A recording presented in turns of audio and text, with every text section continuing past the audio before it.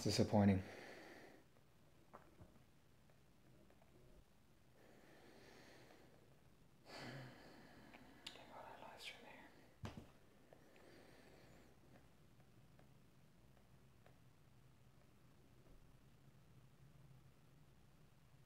Oh, and I got the comments here. All right. Ah, man. Oh, boy. I don't even know if I could do this. It's fine. It's fine. Whatever, I guess. I'll just, fuck. I'll just do this. Yeah, so I just wanted to kind of show you guys, like just a quick trick you could do to impress your friends and family at the next get-together you guys have, you know. You guys have get-togethers. And this is just a hot trick you could do to impress your friends and family. Oh, man. Sorry, guys. If you guys don't... I should ban you for that. There's a lot of thoughts going through my head, you know, some Minesweeper stuff, you know, all that stuff is behind me. Magic is in the future. So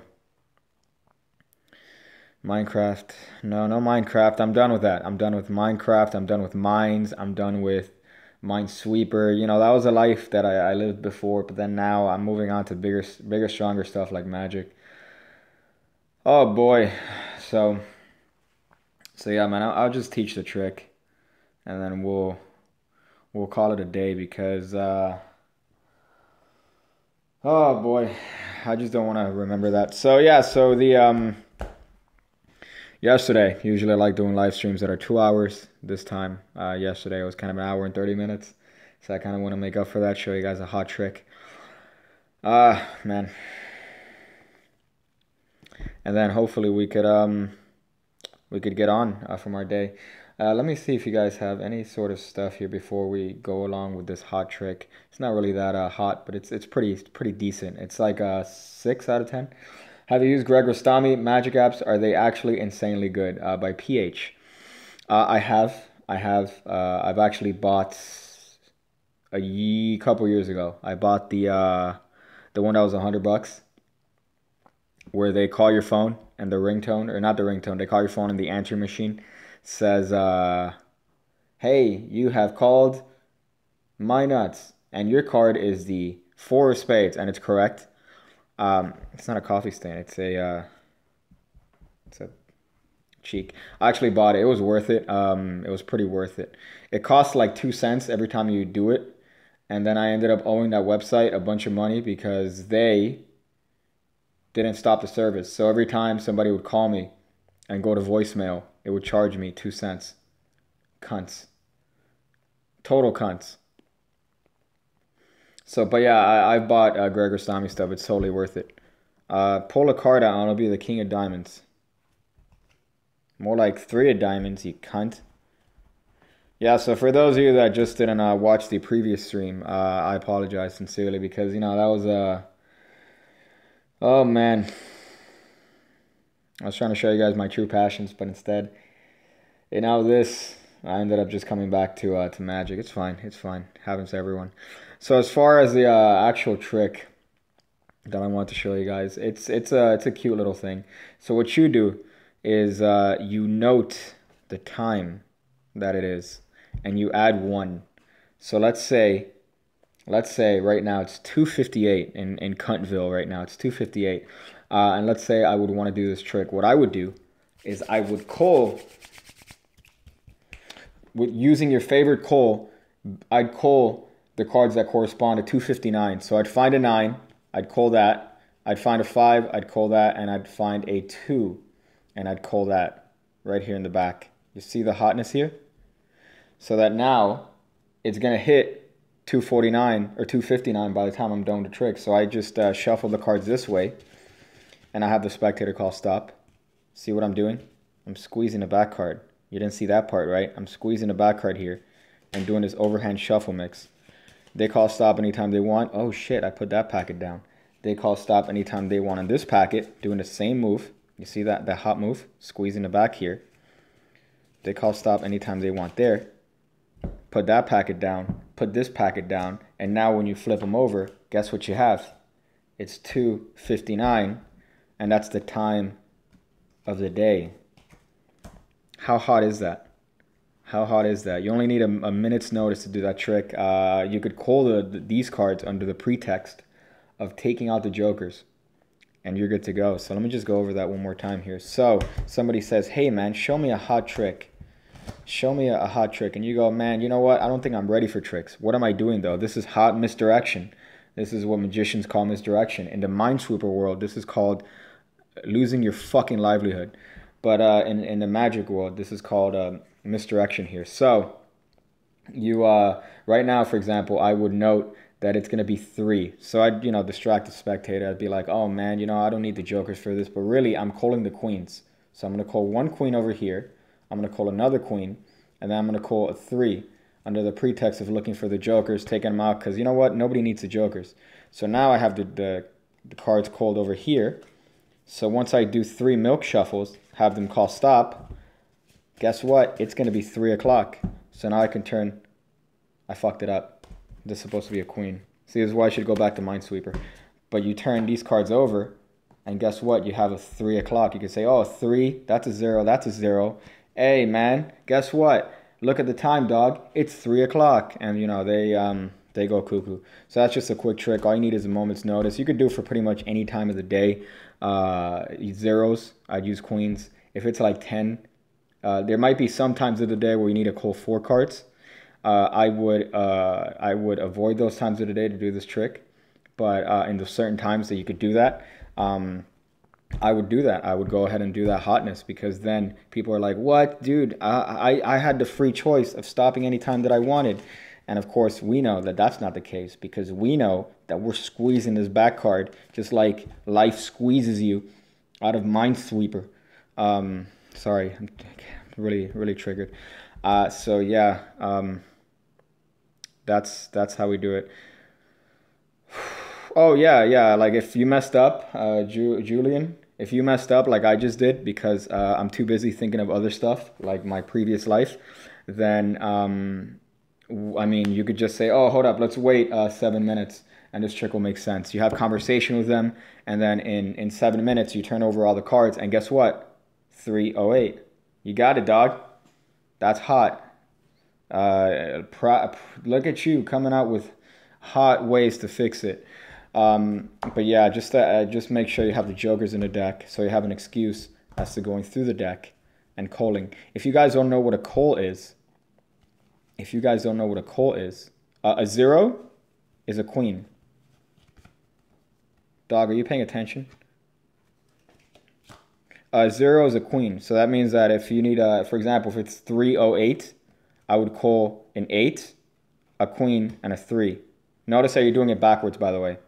Notice how you're doing it backwards. So if, obviously you're not going to call the 3 first. You're going to call, right now it would be 3. So I'd call 3. I'd call a queen. And I'd call another 3. And I'm ready to go. See this? See the hotness? See the hotness? So now when I do the trick, I gotta say, hey sir, you had right now I'd be wasting 10 seconds, and I'd be like, so you could have said stop anytime you wanted, right? You mixed the deck, right, sir? Well, these are all free choices, but guess what? You stopped at 3, a queen, and a 3. What? Isn't that interesting? A 3, 0, 3. Wait, look at your watch, and then they look at their watch, and then they ejaculate. Because that's magic. I know it's not Minesweeper, but it's magic. I'm just trying to get over the Minesweeper. I'm sorry. If you guys don't know what I'm talking about, I'll put that video public. I know it's a shame, but I'll put the video public, because you know what? People need to see it. People need to see my previous life of minesweeping, motherfuckers. I'll put that video public. Public. There you go. There you go. Just show that to the world. Oh boy. That's hotness. So yeah, so that's the trick I want to show you guys. It's pretty hot. This time premise, I first saw it by Richard Sanders. He does it with a slop shuffle. He does a slop shuffle sort of deal.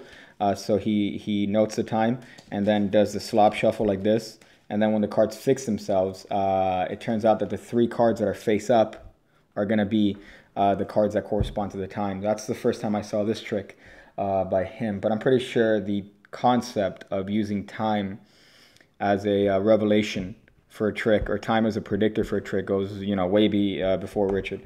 But that's just the first time I saw that shit. And let me tell you, I almost spontaneously erupted inside of my pants, or my panties. I'm wearing panties. So yeah, so that's the first time I saw it, Richard Sanders. So y'all check him out. Richard Sanders Show, volumes 1, 2, 3. That shit was hotness.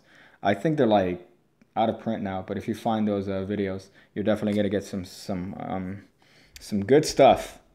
Some good stuff. Not as good as Minesweeper, but as good as it gets. As good as it gets, guys. Fuck. Let's see if we have any questions here. Any hotness? Can you do a human lice Old West Indian slow motion? Unfortunately not. There isn't a slow motion that is slow enough for that qualification. So unfortunately I can't do that.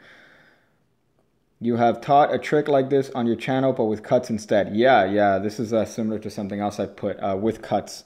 So the trick was with the spectator cutting the cards. This time I find that this is an easier way to get into it. The other trick requires a little bit more, what's the word? Sweeping. Minesweeper. It requires a little bit more sweeping. But this one is really quick. You could get into this, you know, the spectator calling stop in less than, 10 seconds. So it's really fast to get into the actual proceeding of the trick.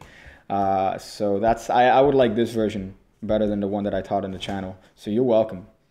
You're welcome, Mr. PH. However you pronounce your name. I say you do a chess live stream. Chess, I'm done with the games, man. I'm really done with the games. There's so much.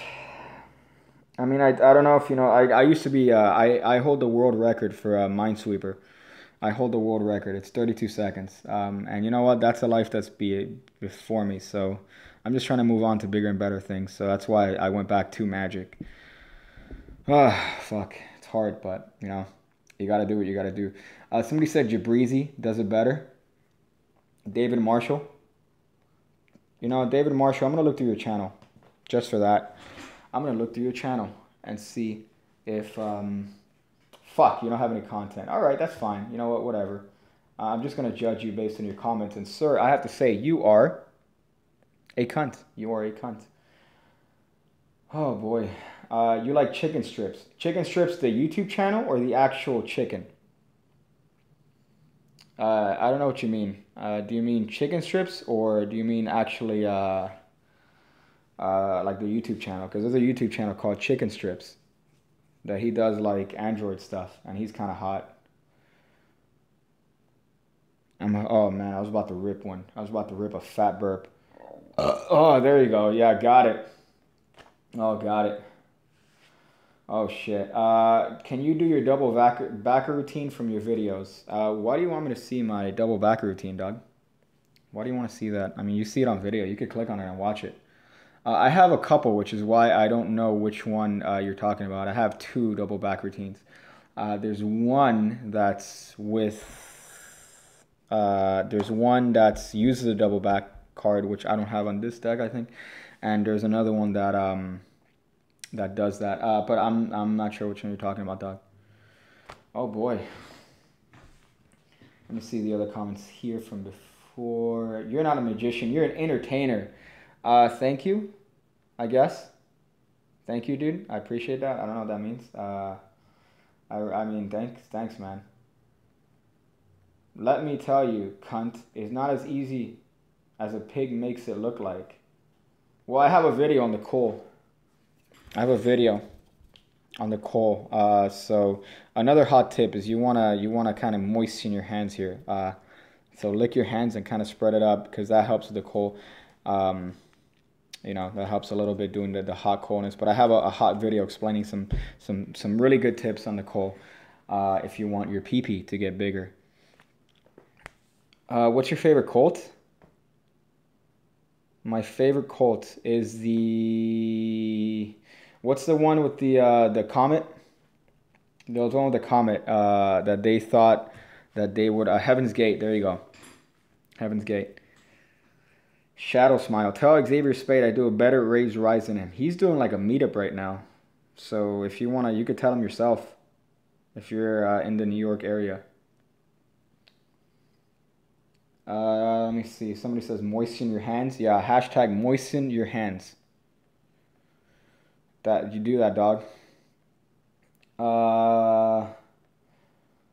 Let's see. What is your full-time job? I've actually been doing this for my full-time for the past couple months because why not? It's a fun experiment. So there's the answer. What's been my full-time? Come moisten the hand. That's hot. You know, you do that. If you want to use whatever you want to use to moisten your hands, you do that, dog. Let me look through this. How to do raise rise? I don't know how to do raise rise. Oh, I do know how to do raise rise. But I cannot do it. I cannot do it for the life of me. Do you know Miss Mag? I do not know Miss Mag. I would. We've had some correspondence. We've had some hot correspondence. Me and Mr. Mag. But unfortunately, he's he's doing his own stuff. So we really haven't corresponded more. But I wish I knew Miss Mag. I wish I knew hot Miss Mag. Let me see some other ones here. When will you reveal your face? I'll never reveal my face, you cunt. You cunt. I'll never reveal it. Will you do a pig review? Probably do a pig review. I'll do a pig review before I do a face reveal. Heaven's Gate doesn't blink if you... Yeah, the Heaven's Gate cult. That's a fun cult to look at. If you're into cults, if you're a fucking weirdo, you are definitely going to get interested. Did Xavier see your face? Xavier has not seen my face. If that answers your question. I'll do an ass review. One of these days, I'll do an ass review. Let me see some hot questions. I already answered what's my favorite porn star. I'm an amateur guy. I don't like names. I'm not a name guy. So, unfortunately.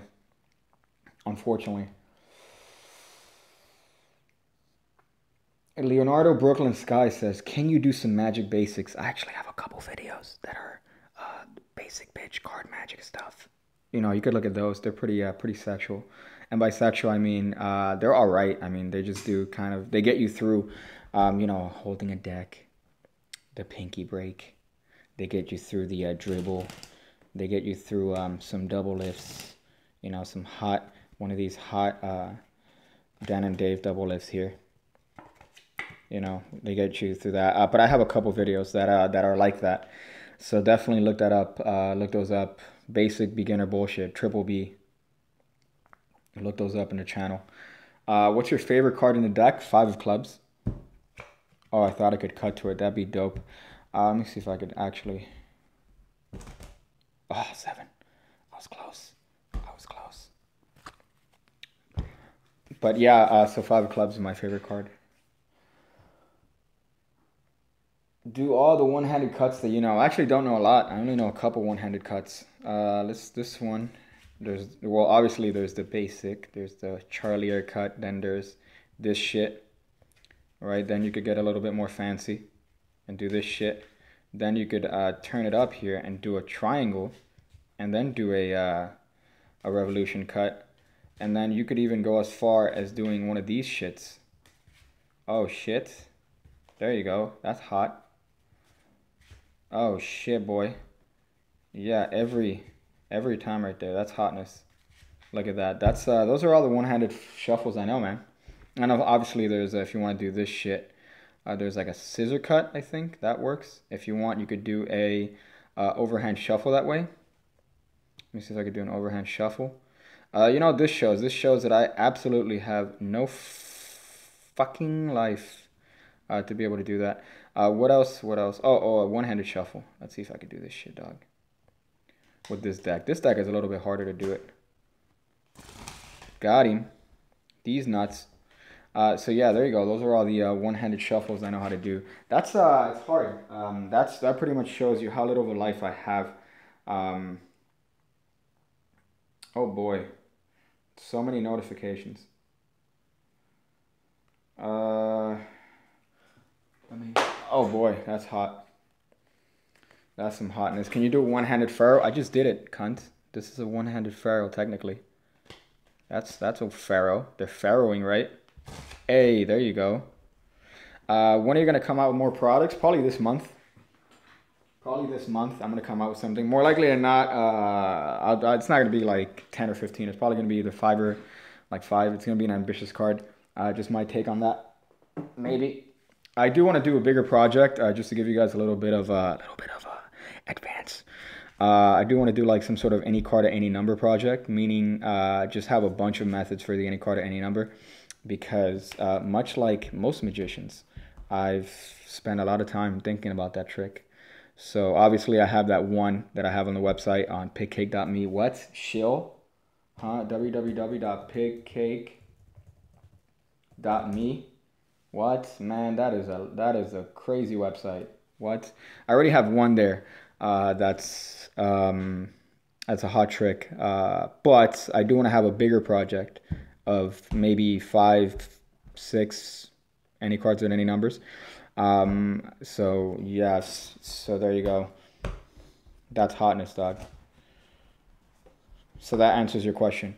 I hope that answers your question. Well, actually, I put one of the better A-can moves on any card at any number. Sorry, man, I'm autistic. I put one of the better versions of any card at any number for free on YouTube, which is the that move, this whole move, that one, which again is not my move. Let me just be clear about that. It's not my move. It's just a variation on the Shinobi control by Emran Rios. So you could look him up for sure. That's a hot project. But that's just a variation. I think the first A-can I put on YouTube. I used that move, and it's a fucking great move. Not to suck my own dick, but there you go. Let me see some other shit. Persistence of memory is awesome. Thank you, dog. That's hot. Thank you for that hot review. Favorite cardistry move? I don't know. Favorite cardistry move. How can I do what cardistry move? Oh shit. I don't have a favorite cardistry move. There's no move. There's no. I just I guess this one. This is the one I do more often. It's like a weird. Notice I said this is the one that I do more often, and then I fuck it up. Oh boy. Okay, let me stand up for this. It's like a weird version of a Sybil and the old Buck Twins cut. I like doing that often, so I guess that could be my favorite one. I do this one a lot when somebody says, "Hey man, do something with a deck." That's one I do a lot right here. Every time somebody says, "Hey man, do some fancy cuts," I could do that. See, there you go. And then if you want, you could even turn that into a Sybil. Hold up, fuck my butt. Let's see, I could do that into a Sybil. Oh boy, fuck. Okay, I could do this. That goes into a Sybil. That turns into a false shuffle, and there you go. That's the hotness. So anytime somebody says, "Hey, do something fancy," that's literally what I go to. So, but that took about so many. It could have been so many years of trying to get females, but instead I spent time learning that stuff. So you guys prioritize your stuff. Prioritize your stuff for sure. You don't want to, you could be spending time playing Minesweeper and instead you're learning stupid tricks. So that's what I'm saying. You feel me? Is that what the kids say in the street? Let me see. Somebody says here, favorite vapid card juggling video move. That's funny. That's really funny. I'm a huge fan of Jay Sankey. So that whole little thing, again, I already spoke about that on a previous live stream, but Jay fucking Sankey. I don't think there's anything wrong with having your own opinion.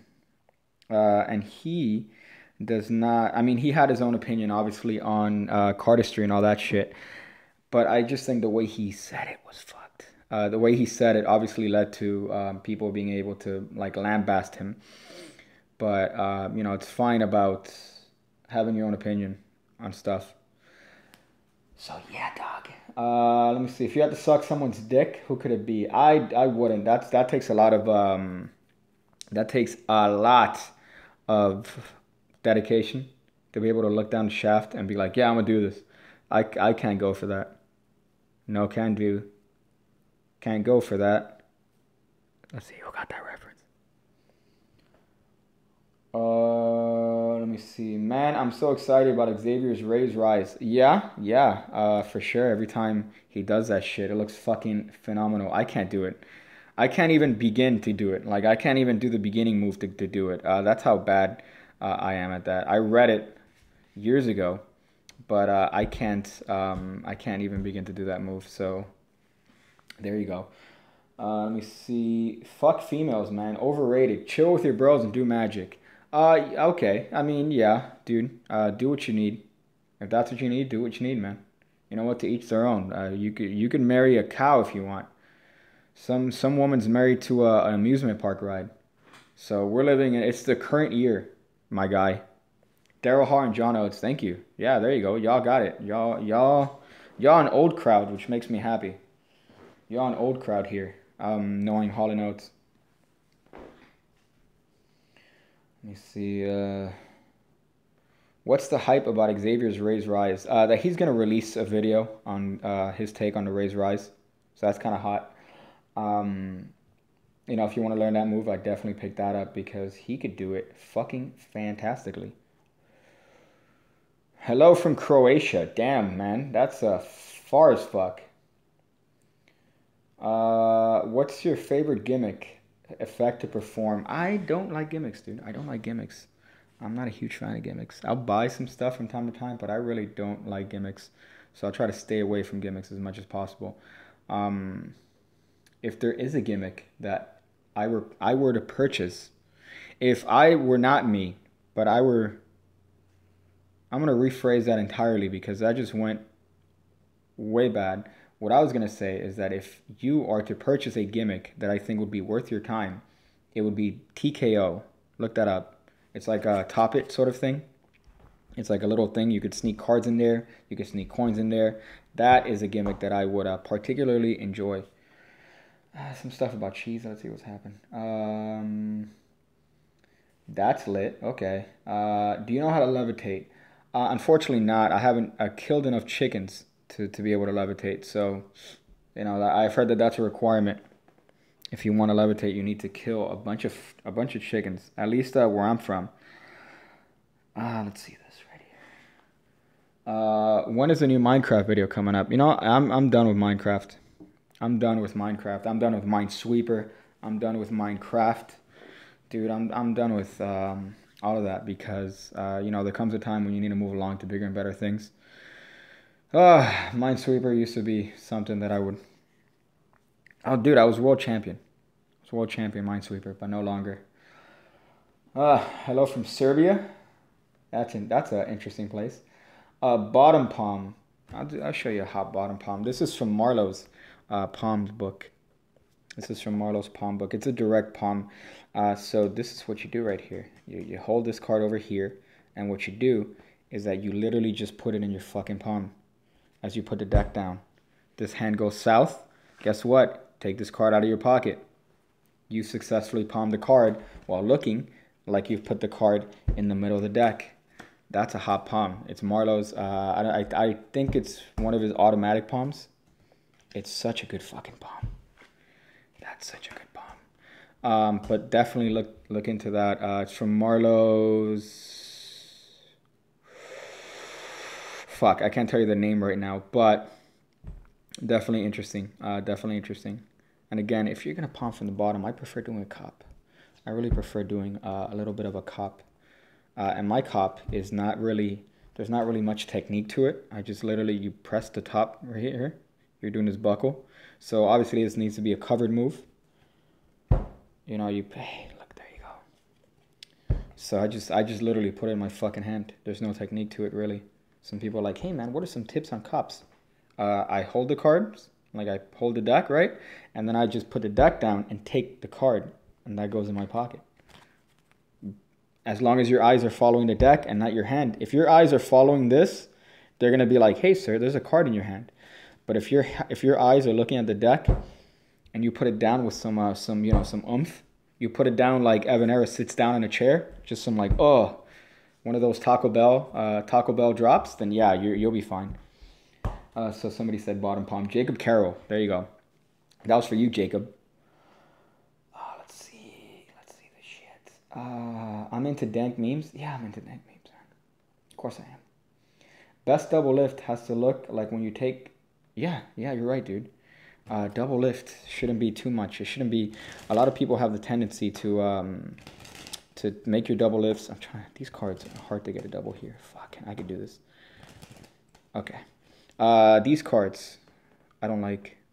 Now that I'm going to recant that review. These, they're very stiff. But as far as doubles, I think that as long as your single lift looks like a double lift, you're fine. Again, you don't want to go through too much effort to make make it look like it's a weird thing. But I would definitely lift single cards up like you do double cards, to try to keep continuity. So if you lift a single card like this, make sure that you lift a double like that.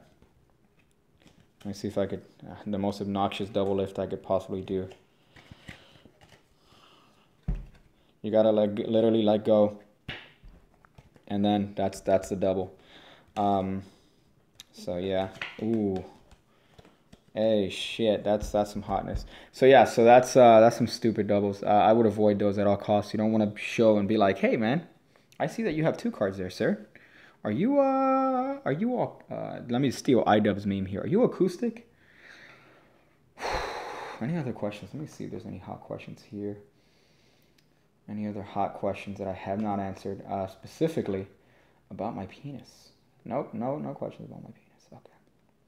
I already answered favorite card in the deck is the 5 of clubs. That's definitely my favorite card. Let's see. That's offensive. I'm not going to repeat that, dude. That's very offensive. Can I do a laser deal? I could do a laser deal. From this angle is the worst angle for a laser deal because I don't know if you know the laser deal, but it's meant to be seen from this angle. Oh, fuck. Look at me. Jesus. It's meant to be seen from this angle over here. So if you're seeing it from this angle, guess what? You got the bird's eye view here. Oh, look, this card too is going to disappear. Ah, got it. Put this back, put this on top, and then steal this one. Yeah, it's a great move. I really love the laser deal, especially if you're doing it for like a control. If you're doing it as one of those things. Leonard goes over in that original manuscript on the idea of using it as in overt move and as a covert move. So if you're doing it as an overt move, you're doing it to actually make the cards disappear, which is, that's how you're doing it, to make the cards disappear. That's an overt move. If you're doing it as a covert move, you're doing it as a control. So you're doing it that way. And I know Leonard has this weird thing where he does this thing. I can't even do it that well. Let me see if I can do it. He separates the cards like this, and then he practices dealing like this, which I could barely do. I've seen this in one of his tapes, and it's hard as fuck to do. But, oh, fuck, I can't even do it right without fucking thinking. But yeah, he just does that to practice doing the switches and stuff. But that is definitely... I remember also buying... God, they were tapes when I bought them. VH fucking S's. The Green series, the Green Magic series. Volume 1, he goes over his FISM Act, which is phenomenal. And I don't think he explains the laser deal until volume either 4 or 5. But it's definitely, good to get it from him, from the horse's mouth. He has a DVD set with Luis de Matos. It's like 4 DVDs, worth every fucking penny. That is phenomenal. He goes over everything there, but that's really, really good. I would look into that if I were you. But obviously, again, I could show you the thing, but I'm not going to necessarily teach it to you guys because it's not mine to teach. And I really don't have any other input, unless you want to do it to one of these. If you do it like that, that's a really stupid variation. If you do it in longitudinal palm. I can't even do 4 like that. Yeah, no thank you. So definitely look that up if you want to learn how to do it the right way. Let me see if I could even do I can't even with this deck. That's fucked. So yeah, that's some hotness. Let me see some other shit. Where'd you get that hand? A dumpster? I got that in a dumpster. Christian says, how much do you earn from YouTubing? Actually, not a lot. Not a lot. Thankfully, Patreon kind of helps out. So that when you combine it, it's all right. But definitely relying on YouTube by itself is not good at all. So I'm eternally grateful to Patreon for the people that I have there, so that I could keep kind of almost doing this. I mean, it's not at the point where I could completely do this full time, but it's getting there. I mean, it'll get there pretty soon. So again, it wouldn't happen if it wasn't for the hotness in Patreon. So I hope that answers your question, dog. But again, I think it ties to the style of my videos, you know, because I like to say the word cunt a lot. Unfortunately, that goes into a certain style of video that is not conducive to being ad friendly. So yeah, so I kind of suffer in that end. But again, yeah, thanks to the hot patrons. Do a 52 card lift. Is it this? Is it this? Is that a 52 card lift? You can't. How many decks do you have? Way too many. I want to do a collection video, but I don't want to do a collection video. So that's kind of like a bigger project that I haven't done yet. But I want to do a collection video that is unlike collection videos. So you'll see it when you see it. But it's definitely a big project, what I have in mind, and involves a lot of people that I don't have access to yet. Let me see. Oh, 52 card lift. You cunt. You cunt. Is this? Hey. Right there. 52 card lift. Change into the... You fucking cunt. Let me see. Some other stuff. Use of smoke in Magic. I think it shouldn't be used in excess. You know, we're getting to a point where it's very easy. You could even make one with a couple of stuff. You go to Walgreens and you can make a smoke machine. All you need is a surgical tubing. You need an e-cig, and then you need a one of those pressure machines. And you can make a smoke machine in fucking, you know, less than 10 minutes. But the question is when to use it and why to use it. If you're just going to literally do an ambitious card, right? Let's say you're doing a little bit of an ambitious card here. You got, hey, here's the 8 of clubs. I'm going to put this card in the middle. You hold it, and then there's fucking smoke on the deck. And then you go, look, the card's on top. And then you do it again. Let me do that move better. You go, hey, I'm going to put it in the middle again. Guess what? Some more smoke. Cards on top. It's overkill. You want to really kind of limit the use of that. And the machines are getting expensive as shit. They're really getting expensive as shit. So, you know, you really got to think of what you're trying to do. So, there you go. Let me, hold up. There's a comment here. Think of any number between 1 and 20. Okay, I got one. I got one, Charlie. Let me see. Correct question is, do you love dick of cards? That's interesting. That's not even creative. Now, if you're a guy, subtract your original number. You cunt. You're a cunt.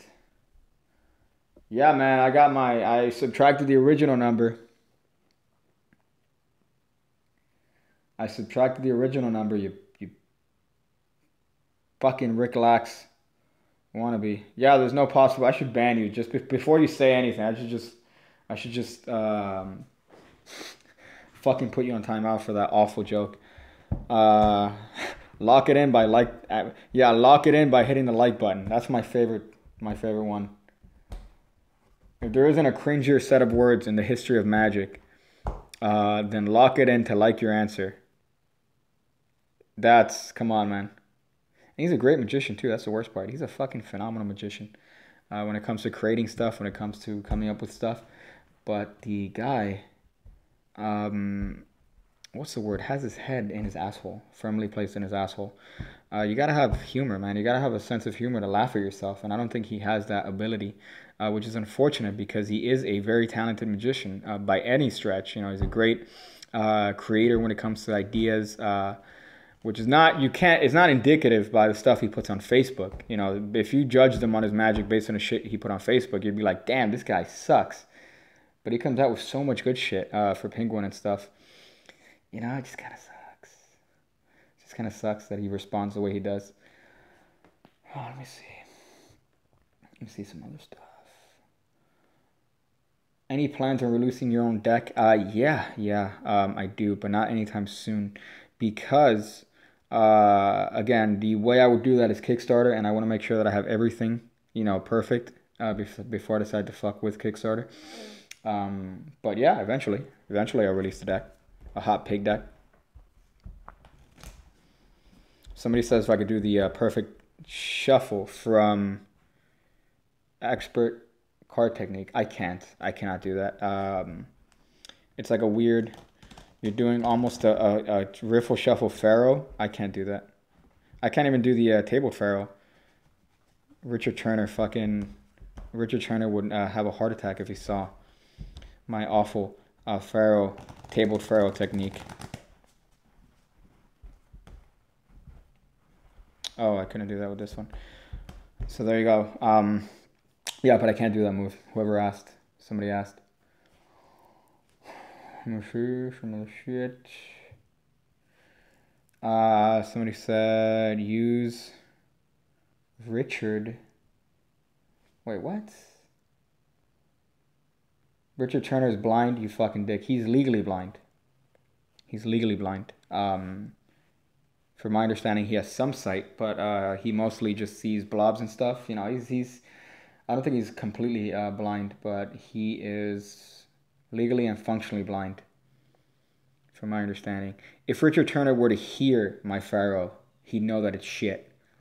You could be. I know people that are legally blind, and their prescription is just fucking. Their glasses are this thick, thicker than my penis. But I know people that are legally blind. And you know, they just have corrected glasses and that fixes it up. But when you get to the point where you're fucking legit you see blobs, yeah, you know, I'm pretty sure he's at that state, which is unfortunate, but you know, he's managed to overcome his disability. Let me see some other shits. Do you watch Jake Paul? No, I don't. Illegally blind, that's funny. I don't watch Jake Paul, unfortunately. Actually, fortunately, because I still have my wit to me, and I still have my eyesight. I'm not legally blind from watching his shit, thankfully. I don't understand how people like that could blow up in the way that he did. I mean, I'm not, obviously I'm saying this from a point of being jelly as fuck, but it's just weird, man. It's just weird, because you would think that they would be able to contribute something to society. And they really don't. They really don't. So, fuck. Yeah, I don't watch Jake Paul. I like watching people make videos on Jake Paul, which is funny. Unfortunately, I watch Drama Alert often. And it seems that every fucking Drama Alert is Jake Paul now, unfortunately. But, you know, it's still at least fun to watch all the drama. Let me see. Have you read Tangled Web by Eric Mead? I have not. I've read his essays in Art of Astonishment, and he's fucking great. His TED Talk is also great, but I have not seen, I haven't read that one in particular. Do Rick Lack style magic. Look at the pig alerts. Look at the pig alerts, and you have some hot Rick Lack style magic in the previous pig alerts. That's another fucking trend I don't understand. It might be because I'm old, but the diss tracks, dude. What? Do a diss track on someone. How about you just make a video saying that they're a cunt? Just get on camera and say, hey, dude, you're a cunt. That's it. Look, diss track done. You don't have to do music. You don't have to do a beat. You don't have to... And you're saying the point. You're just fucking... You're killing it, man. You're killing it. You just say, hey, man, you are a cunt. And that's the end of it. That's your diss track. I don't understand. What's the point of doing that?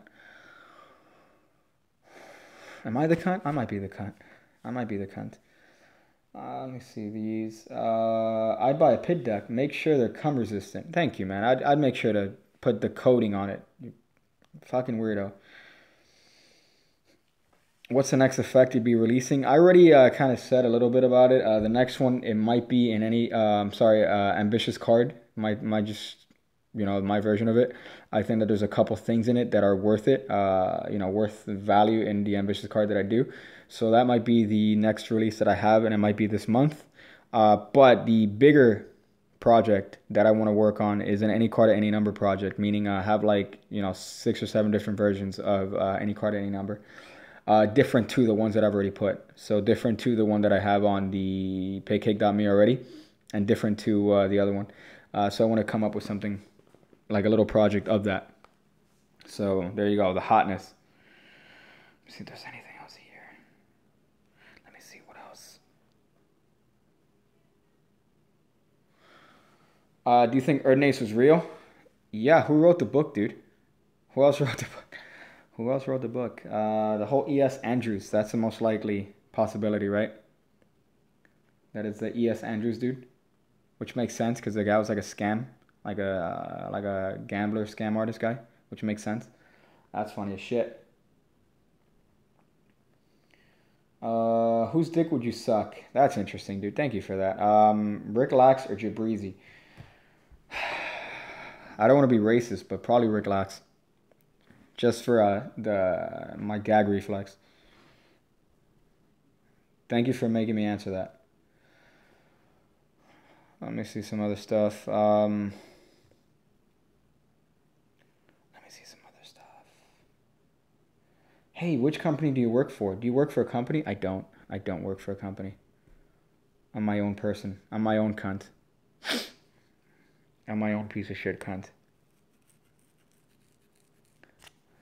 Let's see. How long have you been doing Magic? 16 years. 16, I think. Either 15 or 16 years. It's been a long time.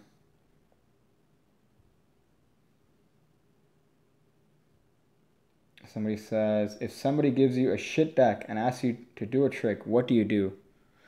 That's an actually interesting question. I'd probably do this thing. Hey man, pick a card. You got one? That's good. I'm going to mix this shit up. Great. All right, watch this. Oh.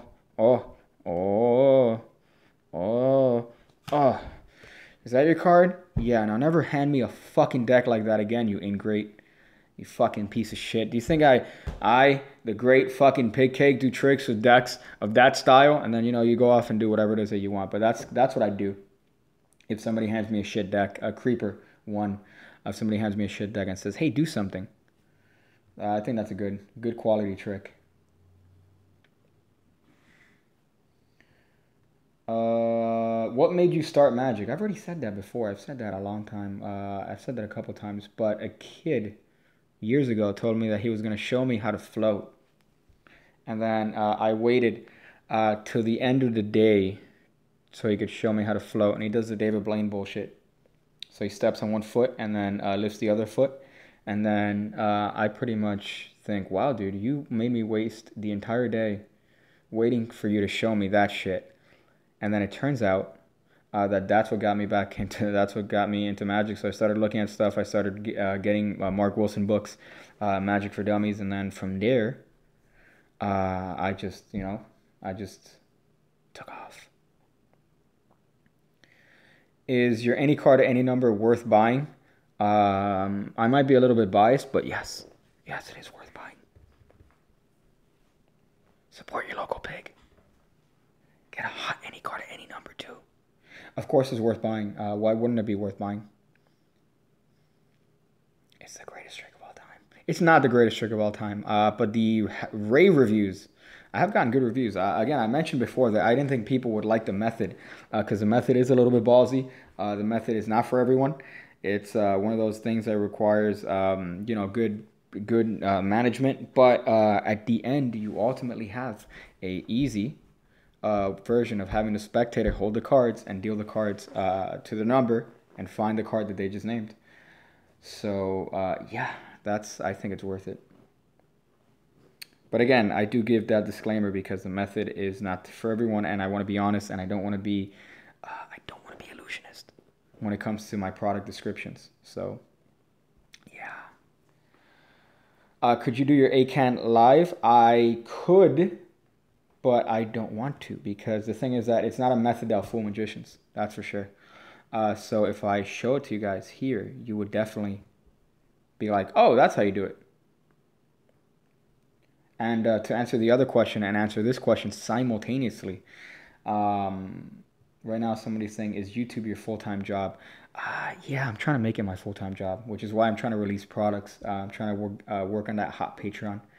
So I'm trying to make it full-time so that eventually I could, you know, dedicate more time to this stuff and hopefully raise the production value and make Pig Cake a brand. But yeah, but right now I'm kind of in the early phase of that, which is why I'm trying to sell stuff, you know, Patreon and all that. So that is my answer to both of those questions.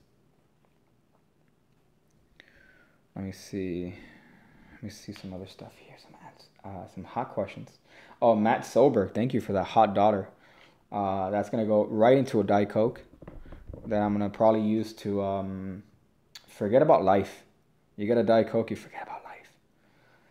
Let me see some other stuff. Here's $1 now. Fuck off. Thank you. That's funny shit. Mark Wilson's Complete Course in Magic has a great card section. Yeah, that's actually where I learned the first stuff that I did in Magic. The book has a shitty double though.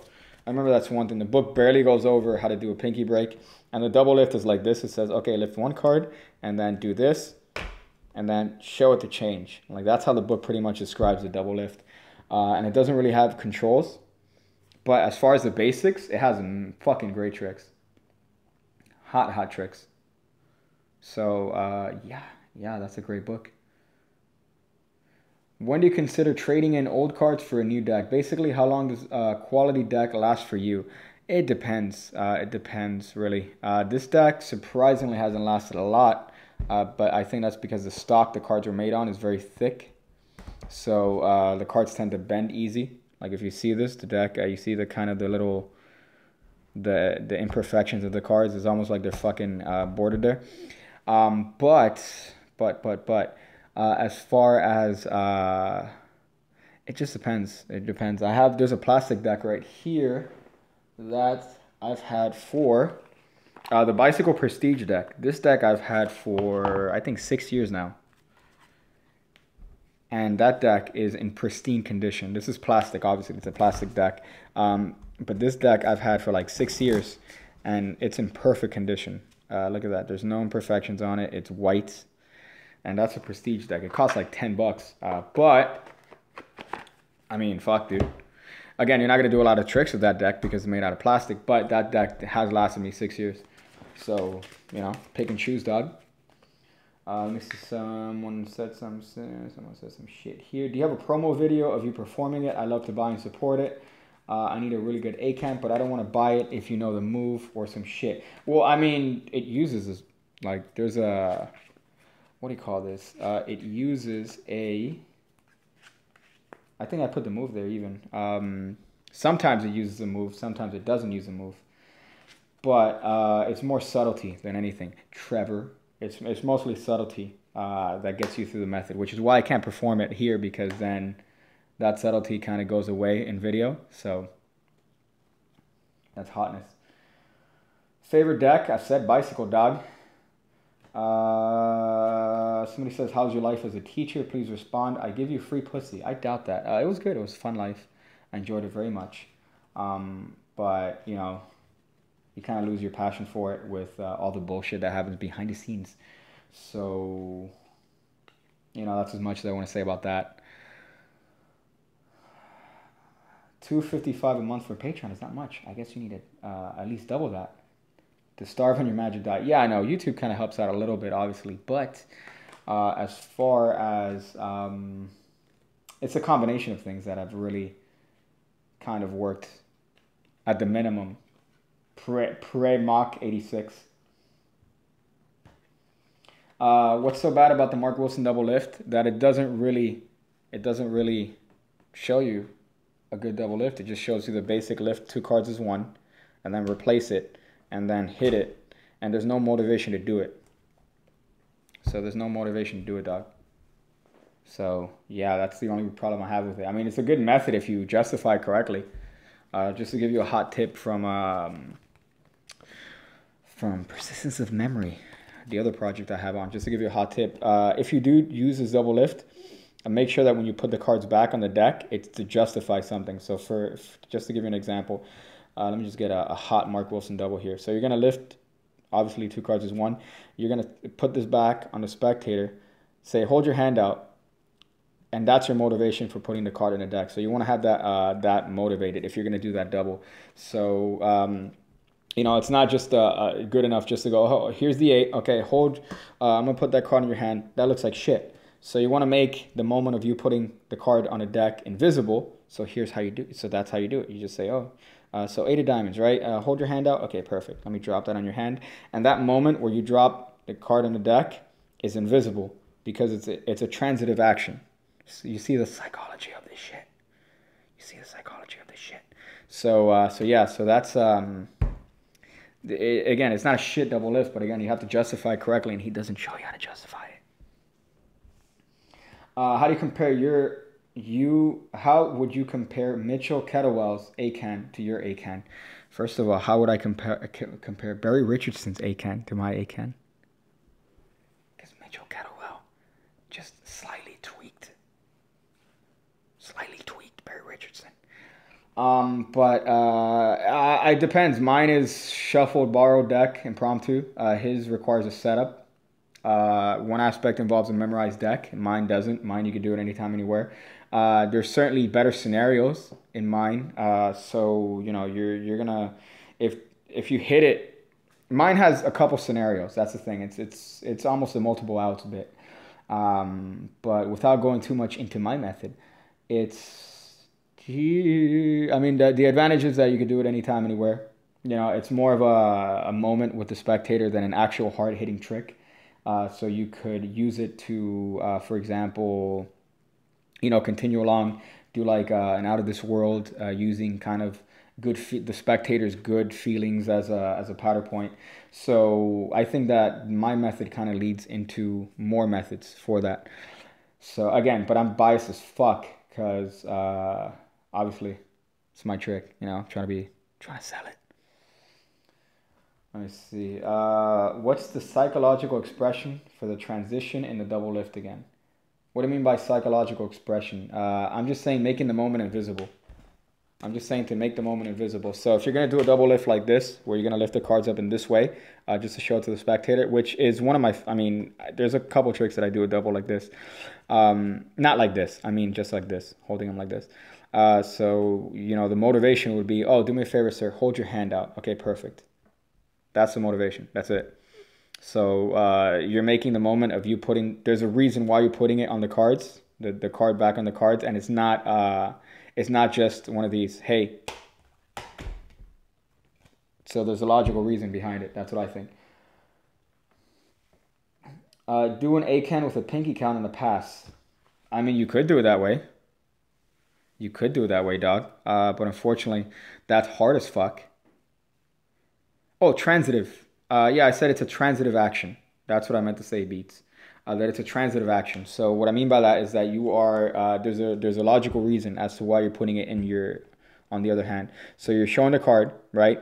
And then in transition of having the spectator hold their hand out, that's why you're putting the cards on the thing. That I call that a transitive movement in my head. I think it's something that Juan Tamara spoke about. Transitive actions. So that's just, my take on it. Somebody said, do you actually make a living with magic? Performing, YouTube, selling effects. I have for a little while, yeah. Again, it's not a fat living, but I've made all right. Like it's been enough to pay the bills and stuff. But yeah, that's kind of what I'm getting into, trying to release a product every month, something of quality, to try to make this a full-time shit. Try to make this hot and full-time. So that's hopefully an answer to that. Luca Ferrari, that dope name. Let me see some other shits. Do you recall that strange double lift taught in expert card technique that uses the middle finger to count while squeezing the deck with the other hand? Probably, but I don't remember it. I have to look at it now in order to remember it, but I can't do it right now, like off the top of my head. What do you feel about Miss Mag 822? I think that Miss Mag needs to come back. Bring back Miss Mag. Bring back Miss Mag. Yeah, I like Miss Mag, obviously, but I think that he needs to make more videos. I know that he has some stuff going on, which sucks, when you deal with family stuff, which is really, really unfortunate. But, you know, he's fucking mismatch, dude. I also sent him a video that he should totally put up. He should totally put the video I sent him. But yeah, but I you know, that was the first magician I kind of saw on YouTube. And I've always thought that I wanted my channel to be Mismag on crack. That was my idea for a YouTube magic channel. Hey, pretend like Mismag did a lot of drugs and then do tutorials. That's what I wanted to do. So yeah. And yeah, I mean, it's understandable as to why he hasn't done or put up videos. It's completely understandable if you're dealing with family stuff. It's also unfortunate. But, you know, obviously I want to see some more videos, dog. As a fan. What do you think of the local beard expert, Ramsey? I like Ramsey. I like Ramsey's stuff. I think Ramsey has a great mind when it comes to magic. Again, I don't necessarily love everything that Ramsey puts out, but that's just, you know, that's the same about everyone. Like, I get for Sankey, I'm a huge fan of Sankey. I like Sankey's dick. But do I like everything that Sankey puts out? No. I mean, there's some stuff that I'm like, eh. But Ramsey, I fucking love Ramsey. He's good when it comes to this shit. His thought process is great. His mentality when it comes to magic is great. His obviously his skill is phenomenal. But I just like the way he approaches magic. So I do like Ramsey. Opinion on Sankey's cardistry rant. I already said that. I kind of already said that. Jay Sankey, I think you can have the opinion that you fucking want. You know, I think the way Jay Sankey said his stuff was wrong. Because the way he phrased it, people could argue with his point. He said that the way he phrased it, he almost said that there's no entertainment value in cardistry. So that's pretty much his mistake in that. He said, oh, you know, there's no entertainment value. It's just vapid card juggling. Had he said he doesn't like, you know, cardistry and that he thinks, you know, if he would have been more clear as to his opinion, then, dude, you can't argue with your opinion. You can't argue with his opinion if he doesn't find it entertaining, if he would have said that. But I just think the way he phrased it, obviously people jumped on that. But if you don't like cardistry, you don't like cardistry. There's nothing wrong with having an opinion where you don't like something. That's, you know, especially coming from his perspective, which is, you know, 30 plus years doing magic. It's definitely it's definitely a valid point of view to have. But I think he should have phrased it differently, and he wouldn't have had the backlash that he had. Because then, what are you going to argue with? The guy's opinion? You're going to say, no, your opinion is wrong? You could, cardistry is fun. Yeah, that's your opinion. That cardistry is great. You know, you love cardistry. But his opinion is that it sucks. That's a very valid point to have. You can't argue that. But again, just the way he said it, I think, was his mistake with that. But yeah, you're entitled to have your own opinion. That's what I think about that. Let's see. Some other hot shit. Why do you think Jay Sankey blocked you? That's funny. I think because I said a while ago on Twitter that I want to fist fight Jay Sankey, just like as a meme. And for some reason, he's like, blocked. I think I might have done it. Saying, hey, I want to fist fight Jay Sankey. Again, I don't. I would love to work with him. But I'm pretty sure that's why he blocked my ass. Funny shit. But obviously it was just for a meme. Let me see some other hot stuff. Sankey doesn't filter his words. Yeah, I think that too many people filter what they say. They're afraid to say what's really on their mind, just, you know, because they're afraid of offending people. I don't think you should. I mean, there are certain things, obviously, you don't want to offend. You don't want to say things like, oh, fucking, you know, Mexicans and Asians. You don't want to say anything that's going to hurt other people. But to express your own opinion, there's nothing wrong with that at all. You know, that's just my take on it. But then again, I'm a huge fan of free speech. So I think you should really say whatever the fuck you want. Let's see some other hot shit. Pornhub or Brazzers? You have to pay for Brazzers. You have to pay for Brazzers, dog. Let's see some other shit here. Y'all with your questions. I have Tiny Hands. What pass do you recommend? Classic Pass? Dude, I don't see anything wrong with the Classic Pass. I don't see anything wrong with the Classic Pass. Greg Wilson has a great pass called the The Backstage Pass. That's what that is. He has a great pass called the Backstage Pass. That's a good one.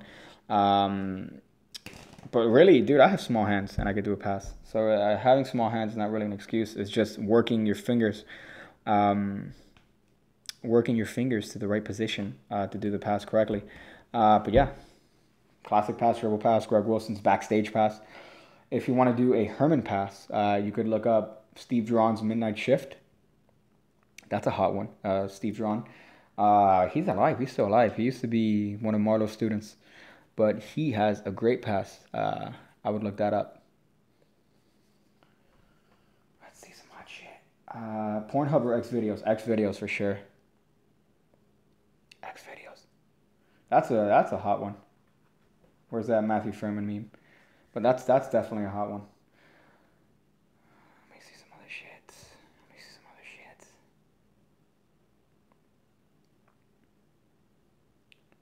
Mia Khalifa or Wiz Khalifa? I think I saw Mia Khalifa in person once. I think I saw her in person. Go inside of like a bar. She has no ass. Massive tits, but no ass. Let's see. Some other questions here.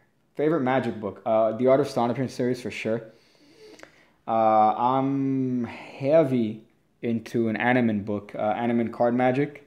Now I'm looking back at that and I'm finding some fucking great things that I haven't seen in a long time. So Animan's book on card magic is fucking phenomenal. But Art of Astonishment is definitely my favorite book series. How can I do this? Fuck, I can't. But yeah, those are my favorite ones. Maybe Russian Genius can mediate. That's funny. Can mediate my situation. Yeah, I don't know. It depends. I know that hopefully he will unblock me one day. But I'm still a fan of Sankey, even if I'm blocked. Even if I'm hot blocked.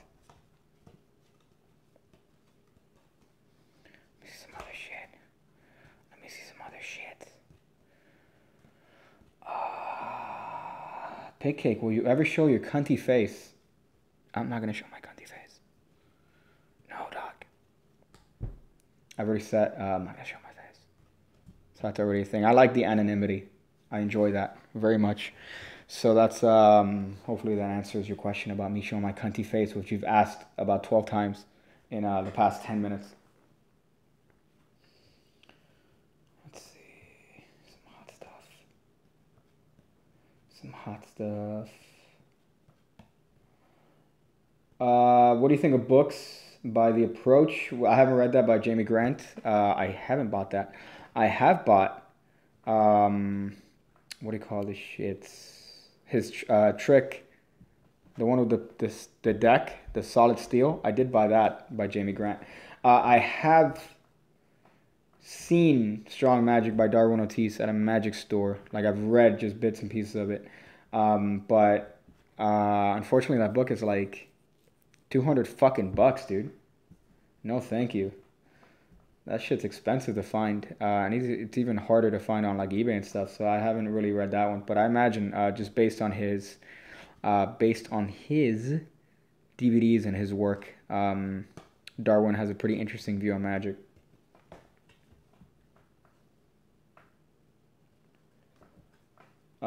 Just got me most of Animan's card books yesterday. Hey, see, that's good shit. That is hot shit. Animan's book.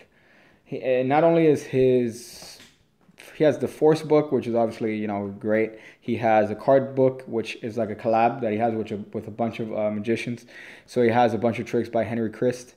He has a bunch of tricks by, I think he has one trick by Heegaard or some shit. But he has a bunch of motherfuckers that he puts in that book. It's definitely great. So Animan on card tricks. Let's see.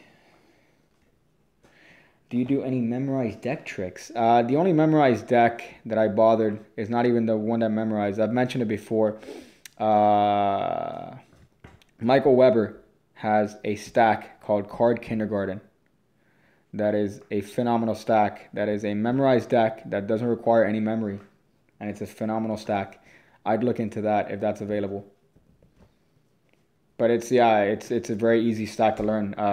No memory, you just fucking do it. Obviously, you can't show the cards to the spectator, but you could dribble them. You could dribble them if you want. You could, show it quickly. But it's a great stack, and you could do a lot of good tricks. You could do pretty much any trick with a memorized deck with that trick, and not have to memorize the deck. It's called Card Kindergarten. Garden stack. Hey, by Michael Weber. That shit hot, boy.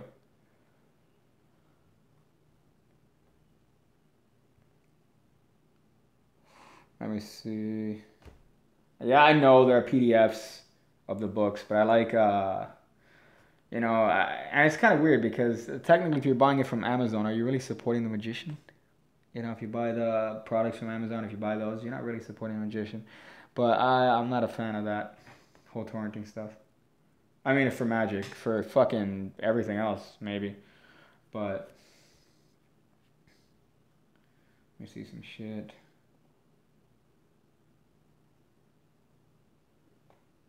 See some hot shit. Provolone or Swiss? Provolone, dog. Provolone. Hard as fuck. Swiss. Swiss tastes like fucking, like, dick cheese, dog. Let me see if there's some other hot ones here that I can answer before I eat because I am fucking hungry, dog. So, let's check. Will you show your nipple? Yeah, I'll probably do a nipple reveal. I'll do a hot nipple reveal sometime down the line. People should go back and pay for porn. Yeah, but hashtag bring back pay porn. Too many people are getting porn free. They need to pay for it. Support the woman getting reamed by an Asian, 2 black guys. Favorite candy? I'm a fan of like Hershey's milk chocolate. Huge fan of that shit. I'm a huge fan of that. So yeah, there you go. Favorite candy. I don't know if that counts as candy. Andres, I already wrote it down. If you look up, I already mentioned the name of the book or the name of the thing. I already wrote it on the chat. I don't know if you've seen it. What do you think about the Lucky Draw playing cards by Dan and Dave? I haven't seen them. I have not seen them, dog. I can't tell you because I haven't seen them. Let me see some other shit. Why you say dog, no pig? What? That's fucking weird. That's fucking weird. Favorite magician? That's a good one. I've mentioned it before. Jeff Sheridan is one of my favorite magicians, for sure. Paul Harris, David Williamson. So he's definitely one of my, kind of inspirations for Magic. Greg Wilson's fucking phenomenal. But the one that definitely got me into Magic is that picture by Jeff Sheridan. And then obviously looking at his work by L&L Publishing. That guy is fucking crazy good. He used to do street magic in New York and shit. When I went to New York, I went to all the places that he did his old shit. Just to check him out, and it's funny how crazy, because he would have to stand up on a fucking platform high as fuck to try to get people's attention. It was fucking, you should check those pictures out.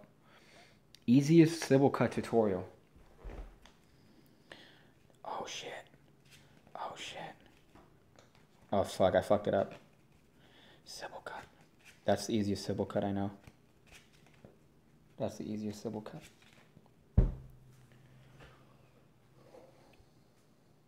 And then you can even do a revelation with that. If you want to reveal the bottom card, look at the bottom card. You could do that shit and reveal the bottom card. That shit's hot. That gets all the ladies dry. It's not gonna get them wet. It's gonna get them drier. Drier than a sea biscuit. So, how many videos are on you on Pornhub? I was thinking of uploading my Evan Era video on Pornhub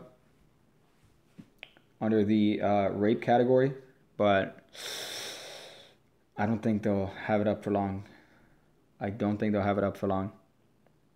So Yeah, but by the way, this is not a hard symbol to do.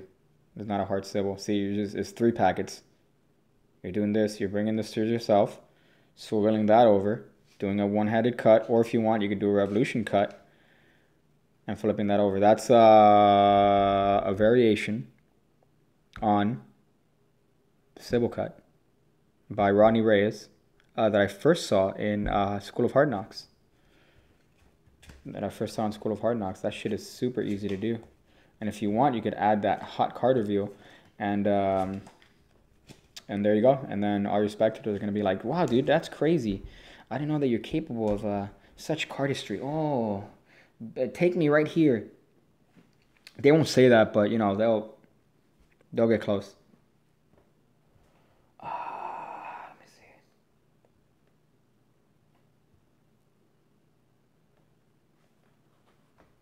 Could you teach a trick like everywhere and nowhere? I fucking love that. Yeah. But as far as I have actually, there's one that's similar to that I put out a while ago called No Chances Card Trick. That's one of my favorites. But I also want to, I don't know if I should either put it on Patreon or put it as a separate download. A version of Reset that I really enjoyed doing. That has a couple different touches to it of Paul Harris's Reset. So look into that, or look for that in the future.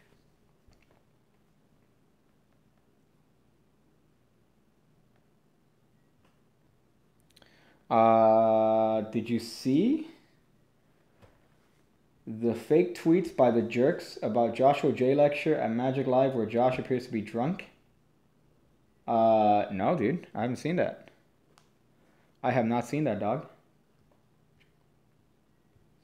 And what's your favorite card control? Right here. 5 of diamonds.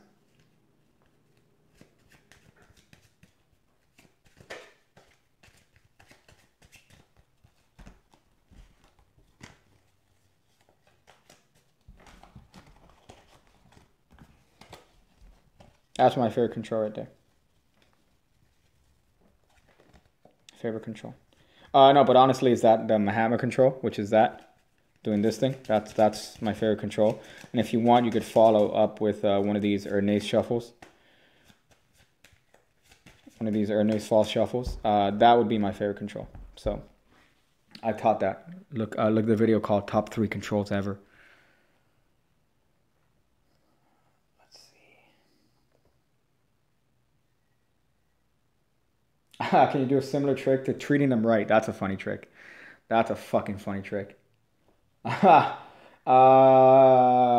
can't think of anyone that comes to mind right now. I know there are a couple tricks that are coming up now that I'm going to put up this week that are pretty good in terms of like the method involved, and they're not necessarily beginner tricks. I do have like a magazine trick that's coming up. I have one that's my take on a stop trick. That's hot. That's a hot bit of kit. So, I mean, yeah, just wait, dog. Who's Jabrizi? He's a cunt. Jabrizi's a cunt. He apparently fooled Penn and Teller. But what he did fool the most was himself. That's who he fooled the most. Himself.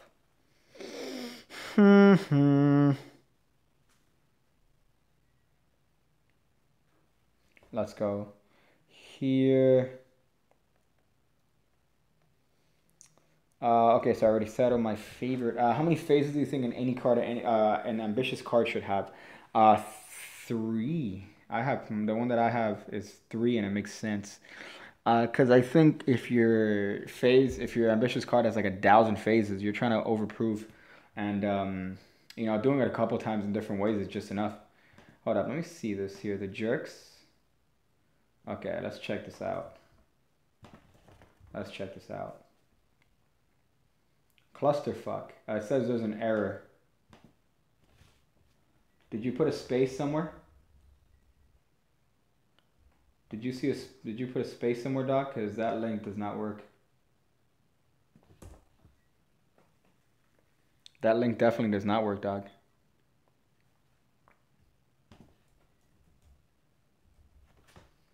Unless... Let me see if I could just search. No, I can't search. God damn it. Yeah, the link doesn't work, dog. Let me see the jerks. Unless there's like a space that I'm missing or something. Yeah, that shit don't work.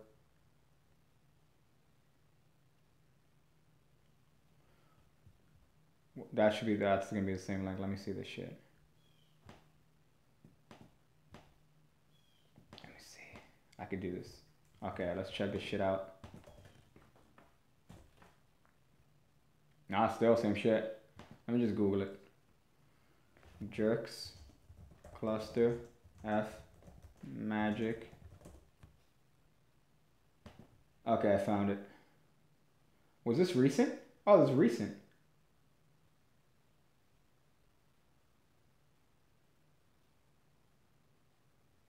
Oh, this is fucked.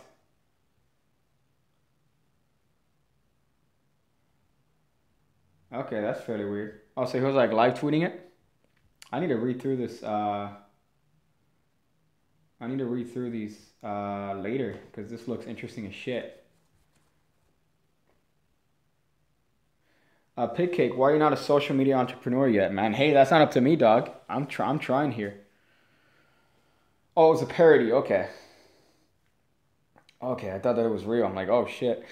I don't know, man. I need 1,500 on Twitter to be a social media entrepreneur. To teach my ways. Like Jabrizi for $200 an hour, like a cunt. Right now, let's see what I'm up to. I am up to 1022 on Twitter. I think it's a minimum of 15 to be a social media cunt. Social media entrepreneur.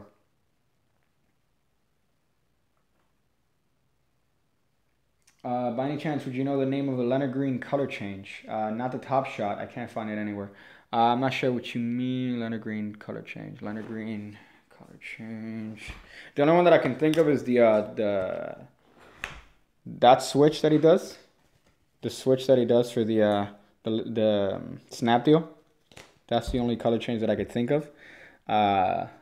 He has another one that is that's the only one. Then he has the other one that's he's doing the Top Shot at the same time that he's lapping the card. I can't fucking do that. But I'm not sure what color change you're talking about by Leonard. Why are you jealous of Evan Era? I'm not jealous. Well, yeah, I actually am a little bit jelly of Evan Era. Just his size, not his size. Fuck no. But I'm jelly of his obviously his channel, man. He has quite an audience, but I don't think he's doing anything good for Magic itself, which is why I have beef with him. Because as someone that loves Magic, I think that, he's definitely not pushing Magic forward. I do the Top Shot I do it with both. I could do it with both, but I just like doing it with my ring finger. These cards again are not going to be good for it. But I just like doing my ring finger. Oh boy, that's hotness. Man, I'm going to answer 2 more questions. And then I'm going to get the fuck out. Get the fuck out. Do you like Takumi? I haven't seen enough Takumi to make an opinion about him. That doesn't count. That doesn't count. That's a question. That doesn't count. Something about a social security. That's fucking weird.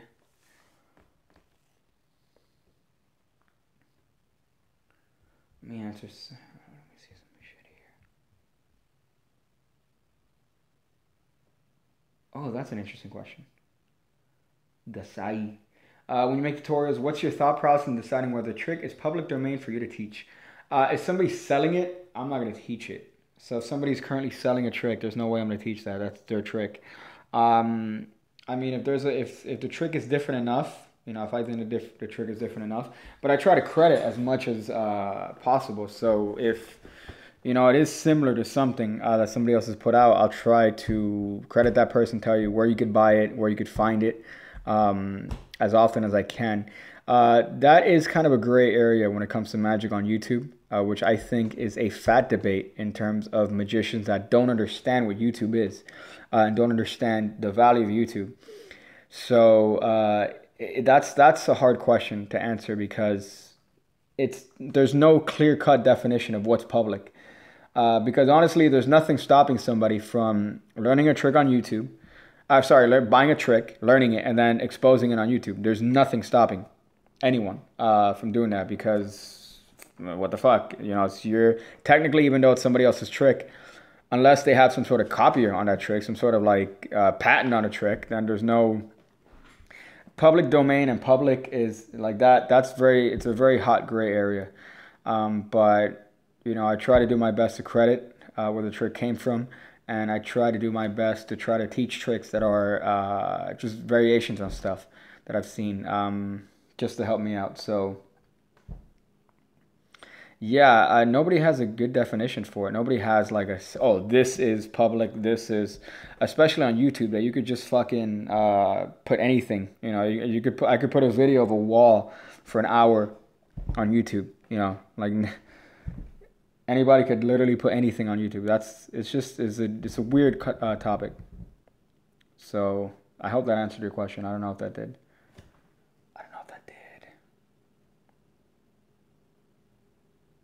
Let me see. Okay, last question here. Last question. Oh, Ricky J. Yeah, Ricky J.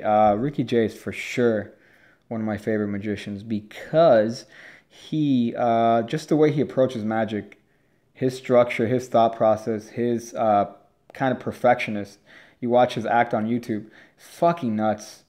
He does a boring trick, an otherwise boring trick. He makes it boring as... I mean, he doesn't make it boring. What I'm saying is that anybody else would have made it boring, but he decides to put as many big words as possible to do a birds of a feather trick, and he makes it entertaining. The way he structured his script, he's using all these long, like, obnoxious words, but you understand everything. You understand absolutely everything that he's saying. So that's fucking crazy good. I would definitely look up his stuff. I regret, when I was in New York, I think we passed by one of these little trendy, bookstores, and they had Fireproof Women and Learned Pigs, and I regret not buying it. That's his book, Fireproof Women and Learned Pigs. I regret not getting it. But Ricky J is definitely one of my favorite magicians, just in terms of the way he approaches magic. Dylan, 2001. Let's check out your YouTube channel, dog. You said, I'm shit. You said, hey, why are you jealous of Evanera? Oh, boy. Oh, boy. Now I know. Now I know why you're saying that, my guy. Let's look at your channel here. You're subscribed. I mean, again, you could be subscribed to anyone that you want, dog. But you got Evanera, you got Jabrizi, you got Evanera Vlogs, you got Disturbed Reality, you got Jake Paul. I'm willing to bet that you are under the age of 12, which is why I don't wanna rip you a new asshole harder than it needs to. But if you think that Evanera is magic, then that's the end of this conversation, sir. Because I really can't say anything else to convince you. You're 16. Oh boy. Well, let me tell you, man, you're 16, but your YouTube channel says I'm 11. That's what it's telling me, dog. Again, Evanera could be the nicest guy on the planet, but in terms of magic, when you hit magic, you're hitting a domain that a lot of people consider to be an art form. A lot of people consider magic to be, their way of life. They see things differently because of magic. When you're using magic just for cheap clicks and selling knockoff products for overinflated prices on your website, my guy, dude, that's not magic. You're pretty much a click slut. So, I mean, look, if you want to learn real magic, you have great channels to learn it from, man. You got Xavier Spade, you got me, you got Russian Genius. You got people like Rise Magic, they're fucking dope. You got people like Chris Ramsey, he's fucking amazing. You got people like Miss Mag. Miss Mag doesn't come off as an actual magician. You know, he comes off as a person doing these card tricks, but you could tell that he has a deep passion for magic. You know, that it's a part of his life. Someone like Evanera, where he's using magic for cheap clicks. Ooh, dog, come on. But they're hard to learn. Magic's not easy, man. It's not easy. Art isn't easy, dog. Art is not easy. So that's what I'm saying, man. If you want to learn some real shit, you have a fucking massive bunch of YouTube channels to get on. But if you think that, you know, that sort of shit is magic, fuck. To me, it's click farm. That's what it is. You're exploiting shit to get cheap clicks. Triggered my ass. Triggered my ass, boy.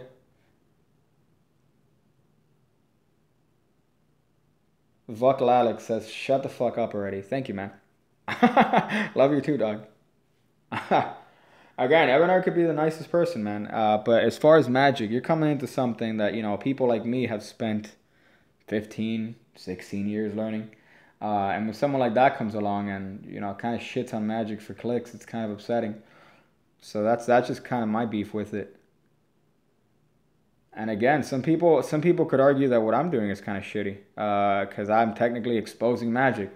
I don't think I'm exposing magic. I think that I'm doing tutorials so that people get inspired to want to learn more, which is why I credit, which is why I tell people, hey, this is where you could buy this. This is where you could learn this. I mean, dog. Somebody says, did you show tricks to kids at your school? Yeah. I did. It was fun.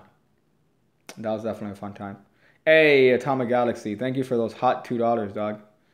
Pseudo. Damn, boy. Dropping 10 hot dollars. Y'all killing it with that, the super chat. Keep it cunty. Love you, bro. Love you too, dog. Love you, Pseudo. More like garbage, Lamau.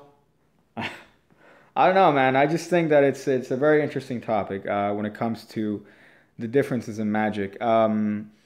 And how you want to express magic, especially on a public platform like YouTube. Again, Evaner is within, and the worst part is that he's within every single one of his rights to do what he does. But I think that, you know,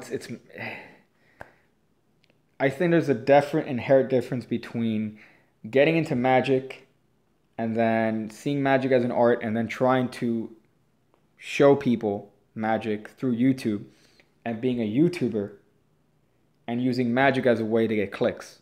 I think that there's a very inherent difference in that. And what Evanera does is that he uses magic to get clicks.